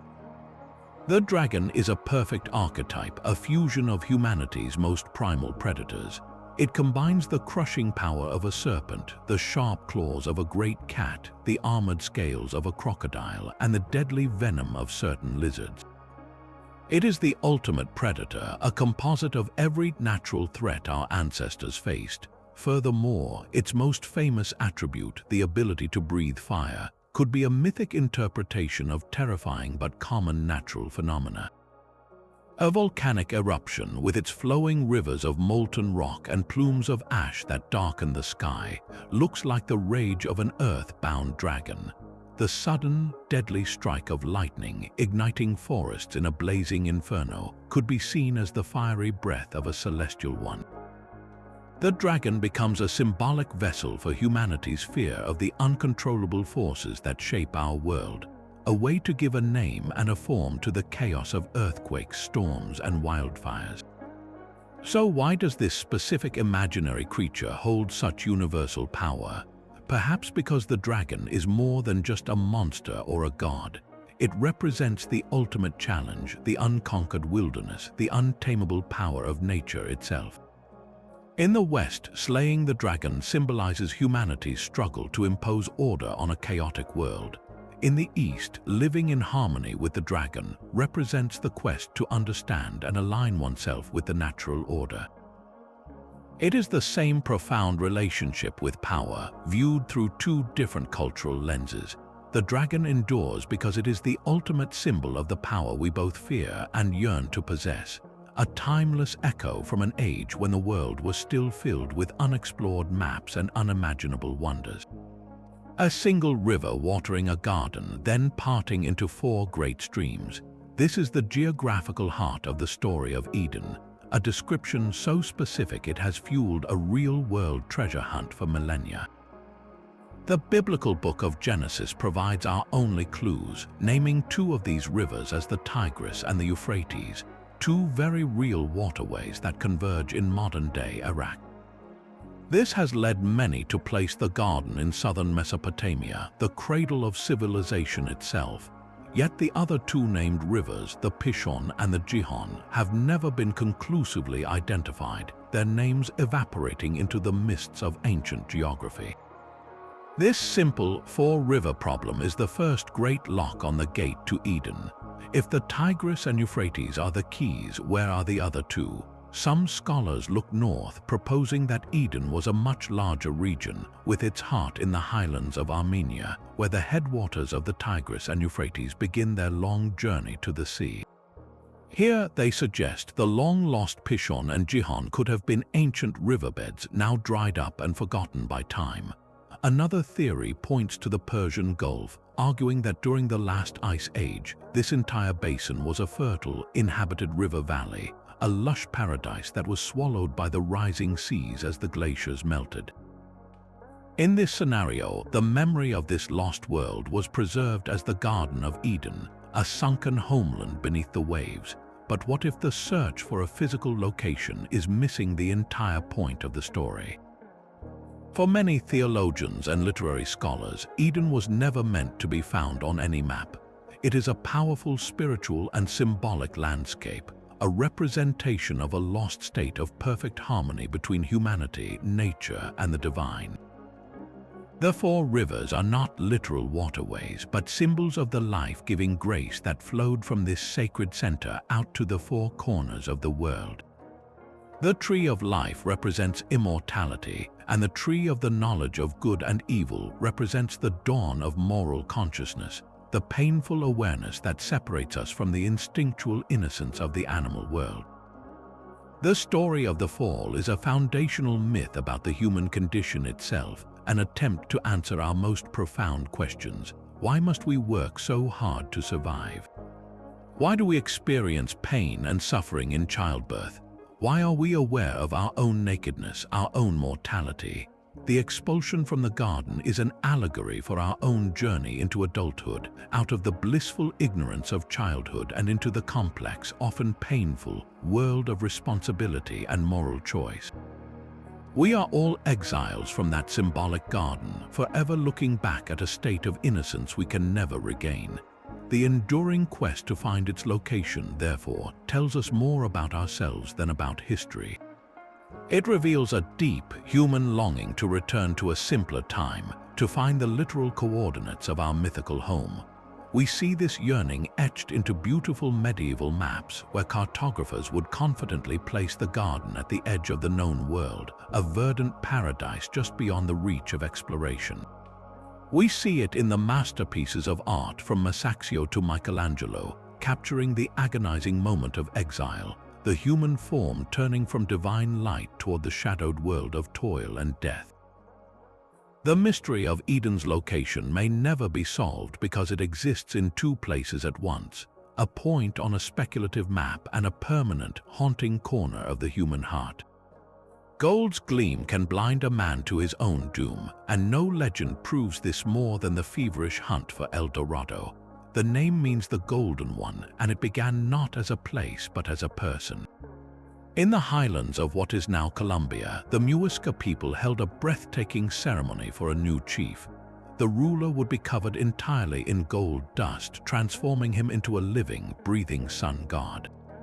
He would then travel to the sacred lake Guatavita, where he would dive into the dark waters from a ceremonial raft laden with gold and emeralds, washing the gold from his body as an offering to the gods below. This was the original El Dorado, a ritual of sacred transformation, not a destination for treasure hunters. But when Spanish conquistadors heard fragments of this story, their imaginations, fueled by greed, warped it beyond recognition. The Golden Man became a golden king, and his city became a city of gold, a place where wealth was so abundant it paved the streets. This fantasy launched a century of nightmarish expeditions into the uncharted heart of South America. Men like Gonzalo Pizarro and Francisco de Orellana led hundreds of soldiers deep into the Amazon basin, lured by whispers of a kingdom called Manoa. They endured disease, starvation, and attacks from indigenous tribes, with many expeditions ending in cannibalism and death. Orellana's journey in a desperate search for food led to him becoming the first European to navigate the entire length of the Amazon River, a monumental geographical discovery born from a desperate, fruitless quest. The archaeological record confirms the reality behind the glittering myth. The Muisca were indeed master goldsmiths, creating stunning works like the famous Muisca raft, a golden votive piece that depicts the very ceremony the Spanish misunderstood. Their gold was not hoarded in vast quantities, but was worked into intricate offerings for the gods. The deeper question is whether a major, organized settlement, rich in gold, ever existed in the Amazon. For a long time, the jungle was seen as too hostile to support large-scale civilizations, but recent LiDAR surveys have revealed the ghostly outlines of vast, complex urban networks hidden beneath the canopy. These discoveries suggest that the Amazon could have supported populous, sophisticated societies, their structures built of wood and earth that have long since melted back into the jungle. Perhaps the most tantalizing theory is that El Dorado was not a single city, but a memory of the trade networks that connected the Andes to the Amazon, where gold and spices flowed between powerful cultures. The legend of El Dorado is ultimately a tragic story of projection. It represents the European obsession with finding easy riches, a desire so powerful it reframed an entire continent's spiritual practices as a treasure map. The conquistadors were searching for a reflection of their own greed in a landscape they could not understand, and in doing so, they unleashed destruction upon the very cultures whose wealth they sought to plunder. The real El Dorado was never a city of gold, but a ceremony of sacred offering, a concept so alien to the invaders that they literally could not see it, even as it was performed right in front of them. These walls are a language written in stone, a grammar of colossal blocks that defies simple translation. Found from the citadels of Mycenae in Greece to the high Andes of Peru at Sacsayhuaman, these polygonal constructions share an uncanny family resemblance. The stones are enormous, often weighing many tons, and they are not uniform rectangles. They are irregular, multi-sided polygons, yet they are fitted together with a jeweler's precision, locking into one another without a speck of mortar. The joints are so tight that you cannot slide a piece of paper between them. For later cultures who encountered these ruins, like the classical Greeks gazing upon the older Mycenaean walls, the explanation was obvious. Only a race of one-eyed giants, the Cyclopes, could have possessed the strength to lift and set such impossible stones. This was not an insult to their ancestors, but a form of awe. They were looking at a technology so advanced it seemed supernatural, a feat of engineering that had been lost to time. How did these prehistoric builders achieve this? The mystery is not just in the why, but in the staggering how. Without pulleys, without iron tools, without even the wheel in the Americas, they managed to quarry, transport, and elevate these megaliths. At Sacsayhuaman, some of the limestone blocks weigh over 100 tons, hauled from quarries miles away, then lifted to fit perfectly with their neighbors. Theories abound, from the use of log rollers and earthen ramps to the possibility that they employed a technique of thermal shock, heating the stone with fire and then dousing it with water to create fracture lines. The precision of the cutting is perhaps the greatest puzzle. It suggests a sophisticated understanding of stone geometry, a way of dressing each block not to a preset plan, but like a three-dimensional puzzle, shaping each one individually to fit its unique place in the wall. This process would have required constant trial and error, a patient, generation-spanning effort that is almost incomprehensible in our modern age of rapid construction. The global similarity of these walls, from Greece to Peru to Egypt, fuels a passionate debate. Does this point to a lost, advanced building technique, a common knowledge that was dispersed across the ancient world and then forgotten? Or does it simply represent the independent, brilliant pinnacle of human labor and skill, a case of different cultures arriving at the same elegant and supremely durable solution to the problem of building things to last? Perhaps the Cyclopes were not giants of myth, but giants of intellect, master masons whose true names are forgotten, their legacy cemented in stone long after their stories have turned to dust. Deep within the shadows of the world's last great wildernesses, two legendary figures stand apart. The Yeti, a shaggy, towering ape-man of the high Himalayas, and Bigfoot, its North American counterpart haunting the dense forests of the Pacific Northwest, are the undisputed kings of cryptozoology. Though separated by an ocean, their stories are hauntingly similar. Both are described as massive bipedal primates, cloaked in thick hair and leaving behind enormous, human-like footprints in the snow or mud. The evidence presented for their existence has followed a familiar pattern for decades. There are the iconic, blurry photographs and grainy films, like the Patterson-Gimlin footage from 1967 that shows a large, hairy creature striding through a California forest. There are the countless plaster casts of footprints, some showing dermal ridges and an anatomy that seems too complex for a simple hoax. And there are the occasional hair samples submitted for analysis with trembling hands, only for DNA testing to repeatedly identify them as belonging to black bears, grizzlies, or other common wildlife. The physical proof remains frustratingly just out of reach, always ambiguous, never conclusive. So why do these legends hold such a powerful grip on our modern imagination? The reasons are deeply rooted in human psychology. Our brains are wired for pattern recognition, a survival trait that sometimes leads us to see faces in the clouds or a monstrous shape in a gnarled tree stump at dusk. In the ambiguous tracks of a bear, where the hind paw can sometimes overstep the front paw, creating a single, elongated print, we can easily perceive the stride of an unknown primate. Our fascination with the unknown also plays a crucial role.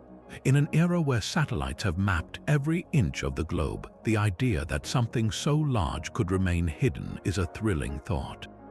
It speaks to a longing for a world that still holds genuine mysteries, places where myth can still walk the earth.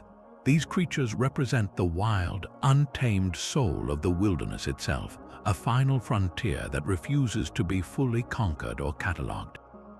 Beyond psychology, there is a tantalizing scientific possibility. Could these myths be distant cultural memories of real creatures? In Asia, some researchers point to Gigantopithecus, a massive, now extinct ape that stood over 10 feet tall and roamed the forests of Southeast Asia until around 100,000 years ago. While its fossils are found further south, it is conceivable that stories of a giant ape could have traveled along trade routes and evolved into the legend of the Yeti. In North America, no such giant primate is known from the fossil record, but the idea persists that a relict population of an unknown hominid could have crossed the Bering Land Bridge long ago. The Yeti and Bigfoot are more than just monster stories. They are cultural touchstones born from indigenous folklore that spoke of wild men of the woods and mountain spirits. The Yeti, or Mettey to the Sherpa people, was often a spiritual part of the Himalayan landscape, a guardian to be respected. Bigfoot, known by many names to various Native American tribes, held a similar place in the oral traditions of the continent. The modern myth is a fusion of these ancient beliefs with our own yearning for the mysterious. They are blank screens onto which we project our fears of the wild, our questions about our own place in the natural order, and our hope that the world is still stranger and more wonderful than we have come to believe. The quest for the Grail begins not with a sacred cup but with an unfinished story. In the late 12th century, the French poet Kraken de Troyes introduced the world to Percival, a knight who witnesses a strange procession in a castle. He sees a young man carrying a bleeding lance and a beautiful maiden bearing a grawl. This grawl was not described as a Christian relic. It was a wide, deep serving dish made of gold and studded with jewels, capable of carrying a single mass wafer that sustained the life of a wounded king. This mysterious object, central to a land suffering from a spiritual wound, was the seed from which an entire mythology would grow. Within decades, other writers seized upon this compelling symbol and transformed it. Robert de Boron, in his verse Romance Joseph d'Arimathie, explicitly Christianized the legend.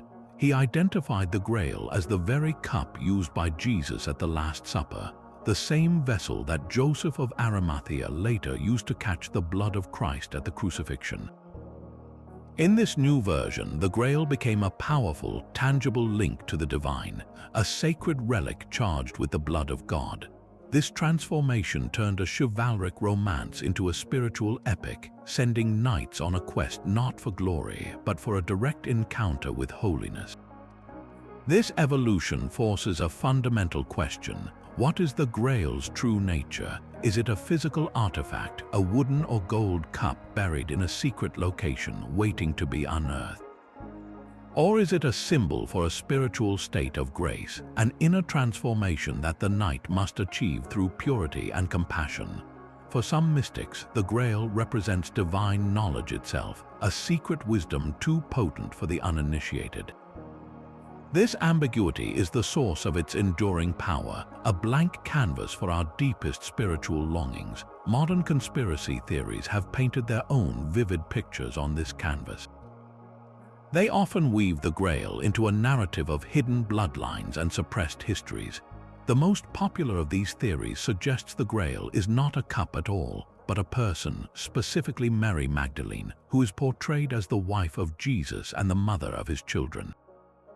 In this version, the Sangreal, or Holy Grail, is reinterpreted as Sangreal, or royal blood, a secret lineage of Christ that has been protected for centuries by groups like the Knights Templar.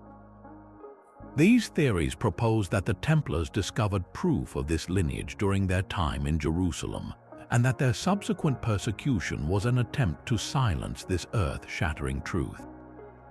While these ideas are dismissed by mainstream historians, they tap into a powerful undercurrent of suspicion toward established institutions and a desire for a hidden, more personal connection to the divine.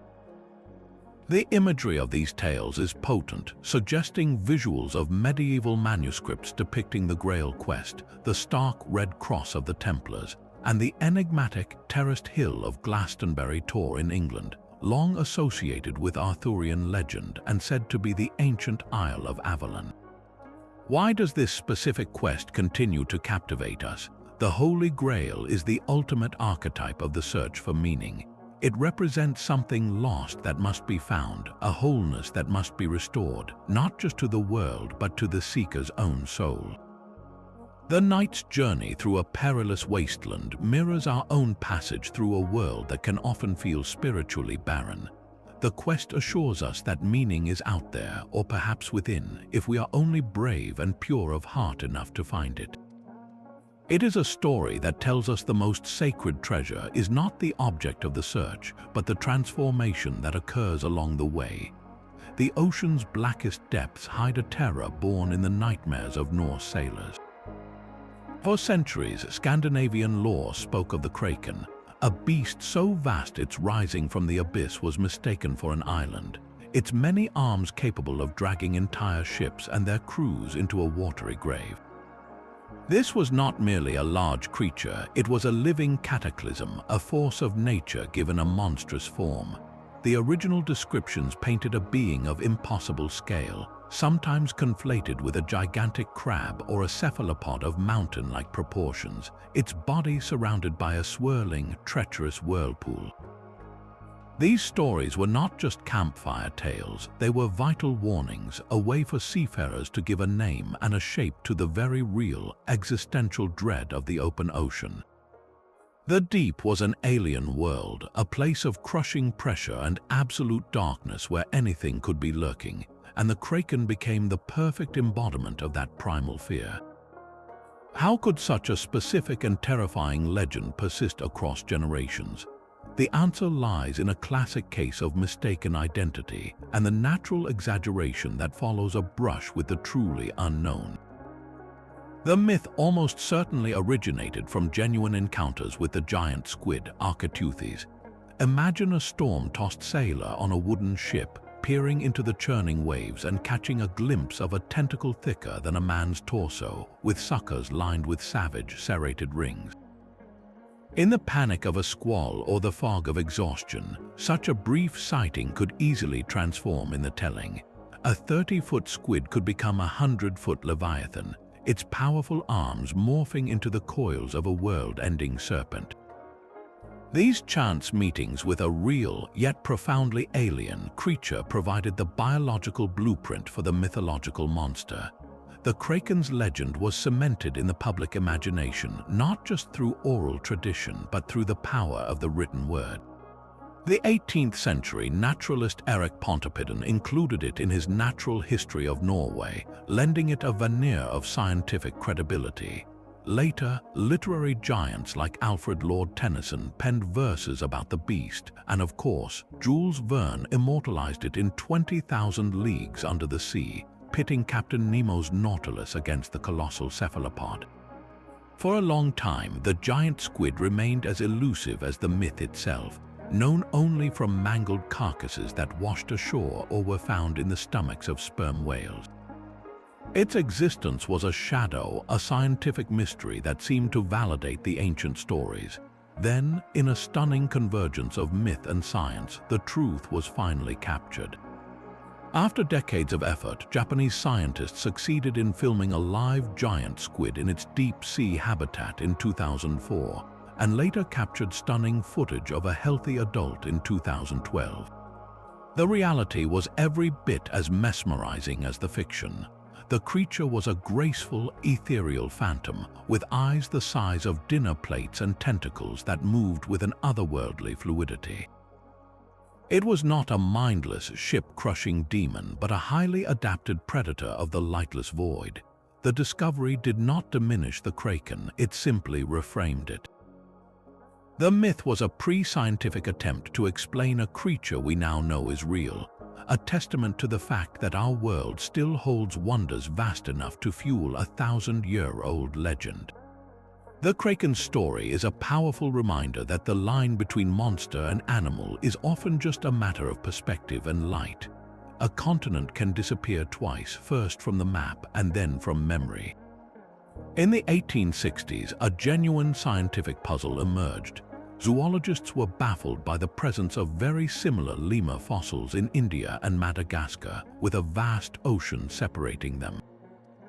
To explain this biological connection, scientists like Philip Sclater proposed a radical idea: a massive sunken land bridge spanning the Indian Ocean. He named this hypothetical continent Lemuria after the very primates it was meant to explain. This was not a myth, but a serious geological model, a necessary landmass to make sense of the world before the theory of plate tectonics was understood. It was a phantom drawn on maps to solve a real problem of animal migration, but science was soon overtaken by something far more powerful, the human imagination. The Lemuria hypothesis was snatched from the realm of geology and reborn in the world of the occult. Spiritualist and medium Madame Helena Blavatsky, founder of the Theosophical Society, wove Lemuria into her grand cosmic narrative in the 1880s. In her seminal work, The Secret Doctrine, she transformed the sunken land bridge into the third root race of humanity. Her Lemurians were not primitive primates, but a spiritually advanced, egg-laying, telepathic race of giants who coexisted with dinosaurs.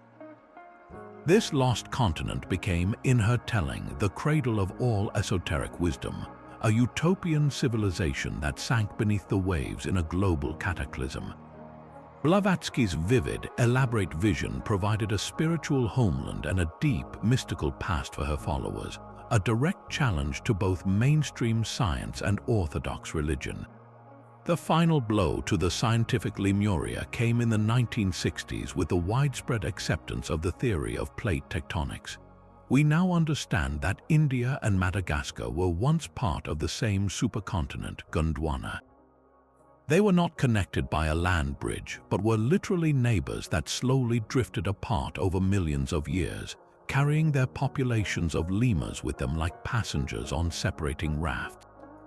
The fossil distribution had a clear, elegant explanation that required no lost continents. Yet, the ghost of Lemuria refused to die.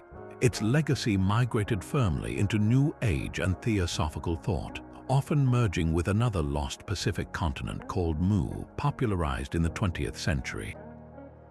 The appeal is primal. Why does the idea of a sunken, enlightened continent hold such power over us? It offers a comforting alternative to the chaotic, random story of evolution, replacing it with a narrative of intentional, high-purpose ancestors.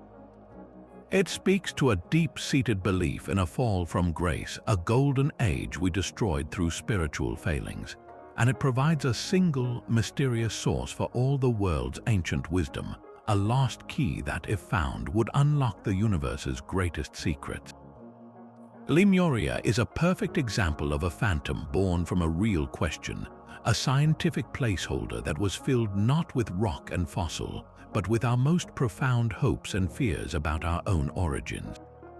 Their fury was a sacred storm, a madness gifted by the gods themselves. In the sagas of the Norse, the Berserkers and the Ulfhednar were not ordinary warriors. They were elite shock troops who fought in a trance-like state known as Berserker Gang, a frenzy that transformed them into something more or perhaps less than human. Clad in the pelts of bears or wolves, they were said to howl and gnaw at the rims of their shields, their bodies convulsing with a pre-battle rage. In this state, they possessed terrifying strength, a seeming immunity to fire and steel, and fought with a ferocity that could break an enemy line before the battle had truly begun. They were the chosen warriors of Odin, the god of ecstasy and war, and their condition was a form of divine possession. But what was the true nature of this sacred fury? Was it a spiritual ecstasy, a chemical alteration, or a profound psychological break? One of the most persistent theories points to psychoactive substances. The fly agaric mushroom, Amanita muscaria, with its distinctive red cap and white spots, grows across northern Europe and is known for its potent hallucinogenic effects. When consumed, it can cause distortions in sight and sound, feelings of immense strength, and a detachment from physical pain. Some scholars suggest that berserkers, under the guidance of a shamanic tradition, might have ingested this or other plants to trigger their battle trance. Others propose massive consumption of alcohol or a potent herbal brew containing henbane or belladonna to induce a state of reckless, pain-insensitive fury. Yet there is another, perhaps more unsettling, possibility. the Berserker gang might not have been drug-induced at all, but a carefully cultivated psychological state, a form of self-induced hysteria achieved through ritual, chanting, and drumming. This could have been a type of ecstatic religious fervor, a way for the warrior to shed his own identity and become a vessel for the animal spirit of his totem, the bear or the wolf. In this view, the frenzy was a performance of divine power, a demonstration that the warrior was already inhabited by the god of the slain and was therefore fearless of death. These men occupied a complex and feared position in Norse society. They were both revered and ostracized, their power necessary in battle but dangerously unstable in peacetime. The sagas are filled with stories of berserkers causing havoc, challenging farmers for their land and daughters, their uncontrollable rage making them a threat to their own communities. Their legend is inextricably linked to the modern image of the Viking as a wild, axe-wielding barbarian, but the reality was far more nuanced. They were the ultimate specialists in the psychology of terror, a living weapon whose greatest power was the fear they instilled before a single blow was ever struck. The mystery of the berserkers endures because it forces us to confront the thin, volatile line between human consciousness and animalistic frenzy, between a warrior's discipline and a sacred, self-destructive madness. Were they drug-addled fanatics, or were they spiritual athletes who could, through sheer force of will, step into the skin of a beast and unleash the storm within? The thirst for immortality is a fever that has burned in the human heart for millennia. Long before Ponce de Leon set sail, the dream of a magical spring was already ancient. The Greek historian Herodotus wrote of a fountain in the lands of Ethiopia whose waters granted an impossibly long life. The conquests of Alexander the Great were shadowed by tales that he had discovered a river of paradise, a stream that could restore youth to the weary. These stories crossed oceans and cultures, from the restorative peaches of immortality in Chinese myth to the Amrita, the nectar of the gods in Hindu scripture. The fantasy was always the same, a liquid cure for our most profound vulnerability, the slow decay of the body. This universal dream found its most famous seeker in the early 16th century, in the weathered figure of the Spanish conquistador Juan Ponce de Leon. The story we are often told is simple, a vain old man chasing a fairy tale, sailing to the peninsula he named La Florida in search of the legendary fountain. He was said to have been inspired by the tales of the indigenous people, who spoke of a spring whose waters could restore youth to the aged. Yet, the historical record paints a far more pragmatic picture. Ponce de Leon was a seasoned explorer and former governor of Puerto Rico, a man skilled in the brutal politics of the New World. His primary motivation was almost certainly not a mystical spring, but the same driving force behind every Spanish expedition: land, gold, and the expansion of empire. The charter he received from the Spanish crown granted him the governorship of any new lands he discovered, a tangible prize far more valuable than a rumor. The legend of his search for the Fountain of Youth appears nowhere in the official documents of his voyage. It only emerged decades after his death, popularized by historians who may have sought to embellish his story or discredit his legacy, painting him as a fool chasing fantasy rather than a formidable rival in the colonial game.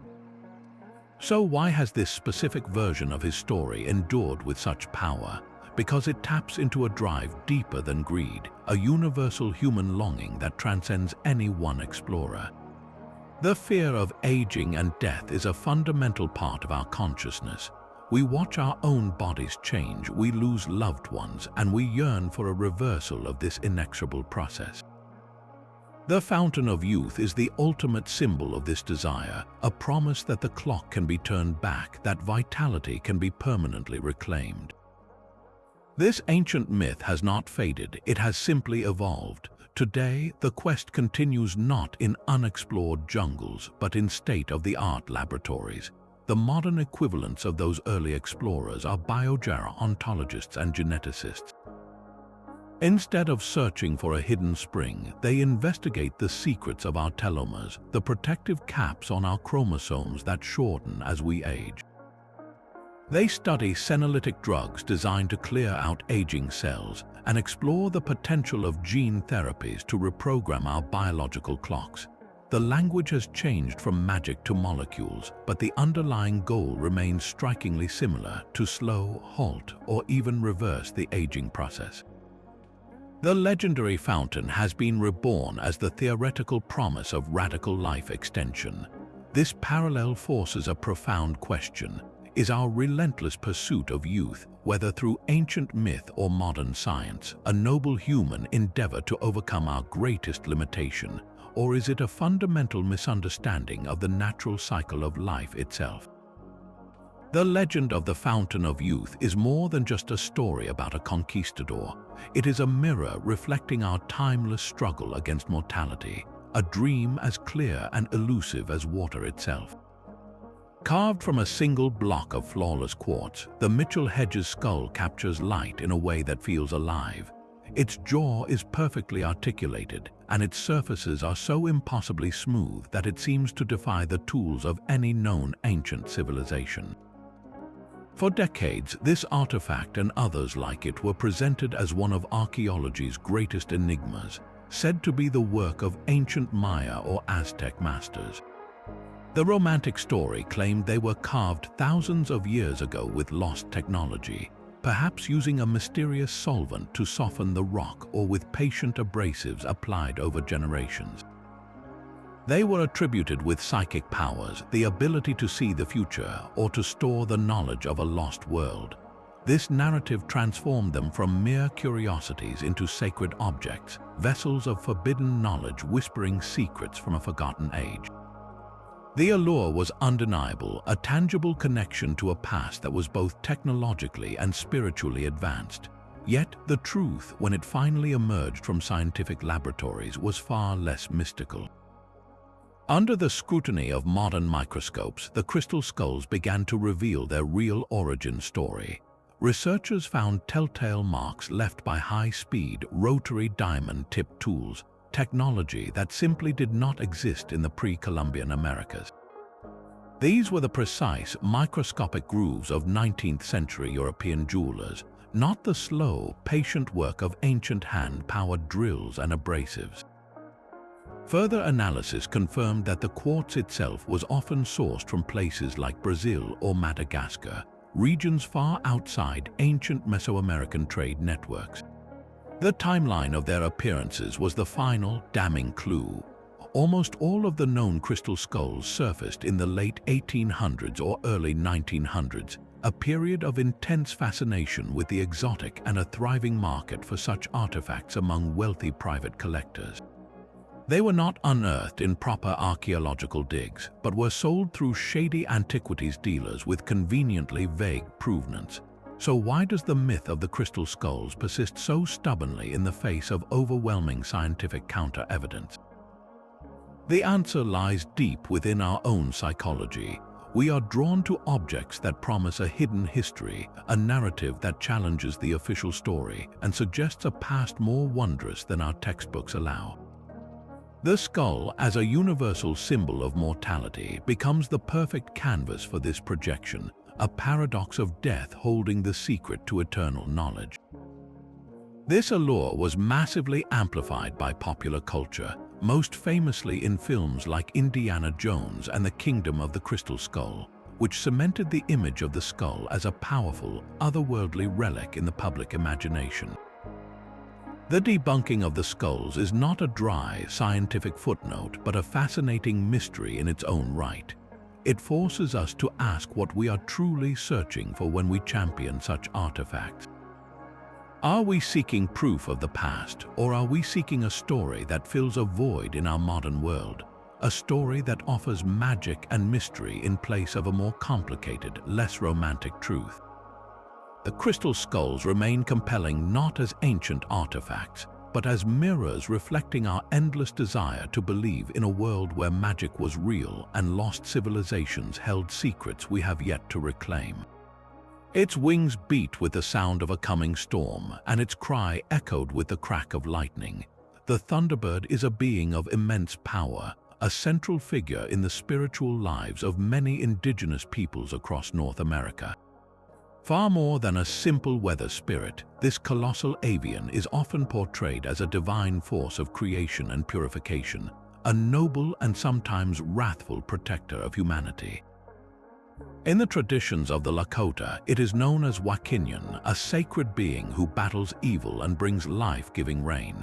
For the peoples of the Pacific Northwest, its image dominates totem poles, a symbol of strength and lineage. Its eternal struggle is frequently against the horned serpent or other underworld creatures, a mythic representation of the perpetual clash between the sky world and the watery depths, a cosmic drama playing out in every thunderstorm. But could such a vivid and specific legend have a tangible origin in the ancient landscape of the Americas? A startling theory suggests these stories are a profound cultural memory, an echo from a time when giant birds truly did soar across the skies. Imagine a vulture-like raptor with a wingspan stretching over 20 feet, a creature known to science as the teratorn. These were not mere birds, they were monsters of the air, the largest flying birds known to have existed, casting vast shadows over the ground as they searched for carrion. To a human living 12,000 years ago, the sight of a teratorn descending from the clouds would have been a truly terrifying and awe-inspiring spectacle, an event so momentous it would demand to be remembered and recounted for generations. The Thunderbird myth and the fossil record of the teratorn share a remarkable overlap in their geography and their sheer, breathtaking scale. This connection forces us to reconsider the power of oral tradition. Could the stories of the Thunderbird be a way to preserve knowledge of these magnificent creatures long after they vanished from the Earth, transforming a biological reality into a sacred, enduring symbol? This is not to reduce the Thunderbird to a simple, misremembered animal, but to elevate the process of myth-making. The transformation of a teratorn into the Thunderbird is a testament to human imagination and spiritual insight. Our ancestors did not just see a big bird, they perceived a divine power within it. They connected its immense size and its soaring flight with the most powerful forces they knew, the storm and the sky. The Thunderbird became the embodiment of those forces, a spiritual explanation for the natural world that also preserved a memory of its lost inhabitants. The legend is a bridge, a stunning confluence of paleontology and cultural memory, where the fossilized bones of a long-extinct giant and the living stories of a people tell two parts of the same incredible truth. A single figure walks an endless road, a man cursed to never die and never rest. The legend of the wandering Jew begins in the most pivotal moment of Christian scripture, the path to the crucifixion. As Jesus carried his cross through Jerusalem, the story goes, he paused to rest at the doorstep of a cobbler named Ahasuerus. The man taunted him to move faster, and for this act of cruelty, he was condemned to wander the earth until the second coming, a perpetual exile denied the peace of the grave. In its earliest forms, this was a powerful theological parable about the consequences of rejecting Christ and the idea of a living witness to the truth of the crucifixion. He was a ghost from the sacred past, a reminder of the stakes of faith, but this moral lesson soon twisted into something far darker and more destructive. The figure of the eternal wanderer, with his ancient origins in Jerusalem, became inextricably fused with the Jewish people themselves. The myth was weaponized, transforming into a potent anti-Semitic trope. Just as Ahasuerus was condemned to wander for his sin, so too were the Jewish people often portrayed in medieval Christian Europe as collectively punished for their alleged role in the death of Jesus. The wandering Jew became a symbol used to justify their persecution, their statelessness, and their exclusion from society, a walking justification for prejudice. Sightings of this spectral figure were reported for centuries across Europe. He was said to appear in the 16th century to a bishop in Hamburg, in the 17th century to a crowd in Brussels, always an old man with a long beard, dressed in tattered clothes, recounting the same story of his ancient transgression. These were not mere ghost stories, they were public affirmations of a dangerous belief system, reinforcing the idea of a cursed people living among the populace. Visuals of this era are stark, medieval woodcuts depicting a gaunt, sorrowful figure leaning on a staff, his face etched with the weight of 2,000 years. Yet, as time passed, the symbol began to shed some of its specifically anti-Semitic baggage and evolve into a broader literary archetype. In the 19th century, writers reimagined the wandering Jew not as a villain but as a tragic hero. He became a symbol of the human condition itself, representing eternal restlessness, the burden of memory, and the search for redemption in a world without end. His curse was no longer just a punishment for a single act, but a metaphor for the modern experience of rootlessness and alienation. Why did this particular myth hold such enduring power for so long? It perfectly crystallized the anxieties of a society grappling with its own faith, its fears of the other, and its fascination with immortality. The wandering Jew was a blank screen onto which communities could project their deepest fears about sin, death, and those who were different. He was the ultimate outsider, a living reminder of a foundational story, yet his presence was used to persecute real people in the present. His journey continues not on dusty roads, but in the pages of literature and the dark corners of history, a chilling reminder of how a story can be used to shape a world. Before the first sunrise, before the first god drew breath, there was an egg. This single, profound symbol of creation appears with stunning consistency across the ancient world, a silent answer to humanity's oldest question. In the Orphic mysteries of ancient Greece, a silver-winged goddess named Nyx the Night laid a brilliant egg in the boundless lap of darkness. From this cosmic shell emerged Eros, the god of love and procreation, who then set the universe in motion. Half a world away, the sacred Hindu texts tell of the Hiranyagarbha, the golden womb or egg, floating in the emptiness of primordial waters for a year before splitting in two, its upper shell becoming the heavens and its lower half forming the earth.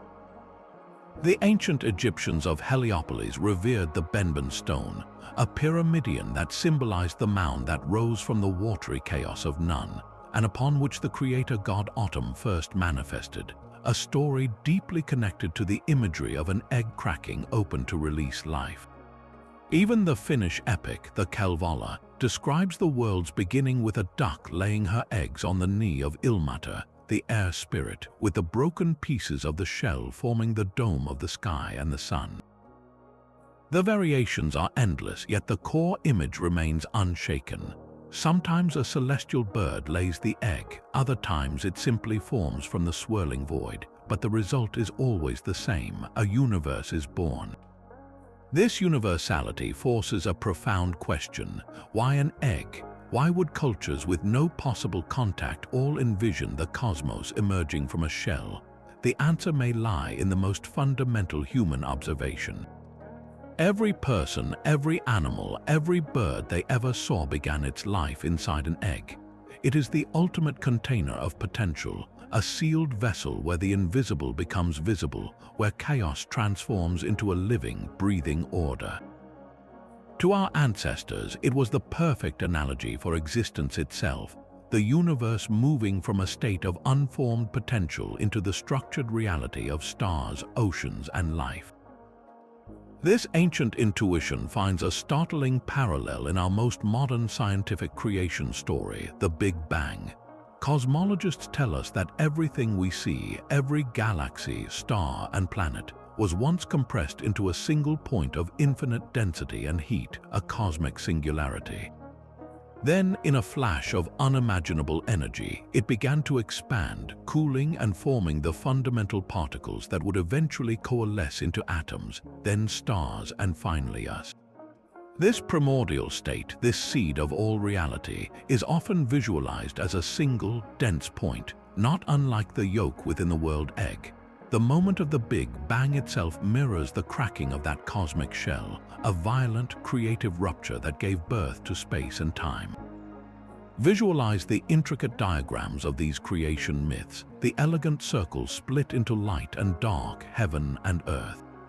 Then see them juxtaposed with the latest imagery from particle accelerators and deep space telescopes, the brilliant filamentous structures of the cosmic web that look remarkably like the veins on an eggshell membrane, or the afterglow of the Big Bang itself, a faint microwave background that paints the entire sky. The connection is poetic, but is it more than that? Are these myths a pre-scientific attempt to describe a truth we have only recently begun to grasp with mathematics and physics, a deep ancestral memory of the universe's first breath? The world egg endures because it bridges the intuitive and the empirical, a symbol that reminds us that every beginning, from the birth of a chick to the birth of a cosmos, is a moment of miraculous, explosive transformation. From the cosmic egg to the lost library of a god, these 35 enigmas form a sprawling map of human wonder, each one, from the sunken streets of Atlantis to the silent gaze of the Sphinx, represents a question mark carved into time itself. They are not separate puzzles, but threads in a single, grand tapestry woven from our deepest fears and our most audacious hopes. What unites the legend of a golden city with the myth of a wandering king is a fundamental human drive, the relentless need to explain the world around us and to find our place within it. These stories gave meaning to the rising sun and the crashing wave, to life and to death. They provided a framework for existence long before science offered its own vocabulary. The line between ancient history and powerful myth was never a solid wall, but a shimmering, permeable membrane. A real event like the cataclysmic eruption of Thera could become the story of Atlantis. The discovery of a giant fossilized bone could birth a global dragon myth. A sacred ritual witnessed by outsiders could transform into the fever dream of El Dorado. The facts blurred, but the emotional truth remained, passed down through generations because it answered a need that was more profound than mere chronology. These mysteries were the engines of exploration, sending sailors across uncharted oceans and driving archaeologists to dig in the dust of forgotten cities. They shaped entire cultures, defining laws, inspiring art, and forging identities. They forced us to look closer at the world, to question the official story, and to dream of what might be hidden just beyond the edge of the map. Their power does not depend on whether they are ultimately proven true. A myth that is pure imagination can hold as much sway over the human heart as a proven historical fact, because it speaks to something timeless within us. It is our collective curiosity that keeps these stories alive, a fire that has burned for thousands of years and shows no sign of going out. So we leave you with one final question to ponder. Which of these ancient mysteries do you believe holds the greatest chance of being solved? And what does its stubborn persistence in our modern world tell us about ourselves, about our fears, and about our endless capacity for wonder? Share your own theories in the comments below, and if this journey into the shadows of history captivated you, be sure to like this video and subscribe.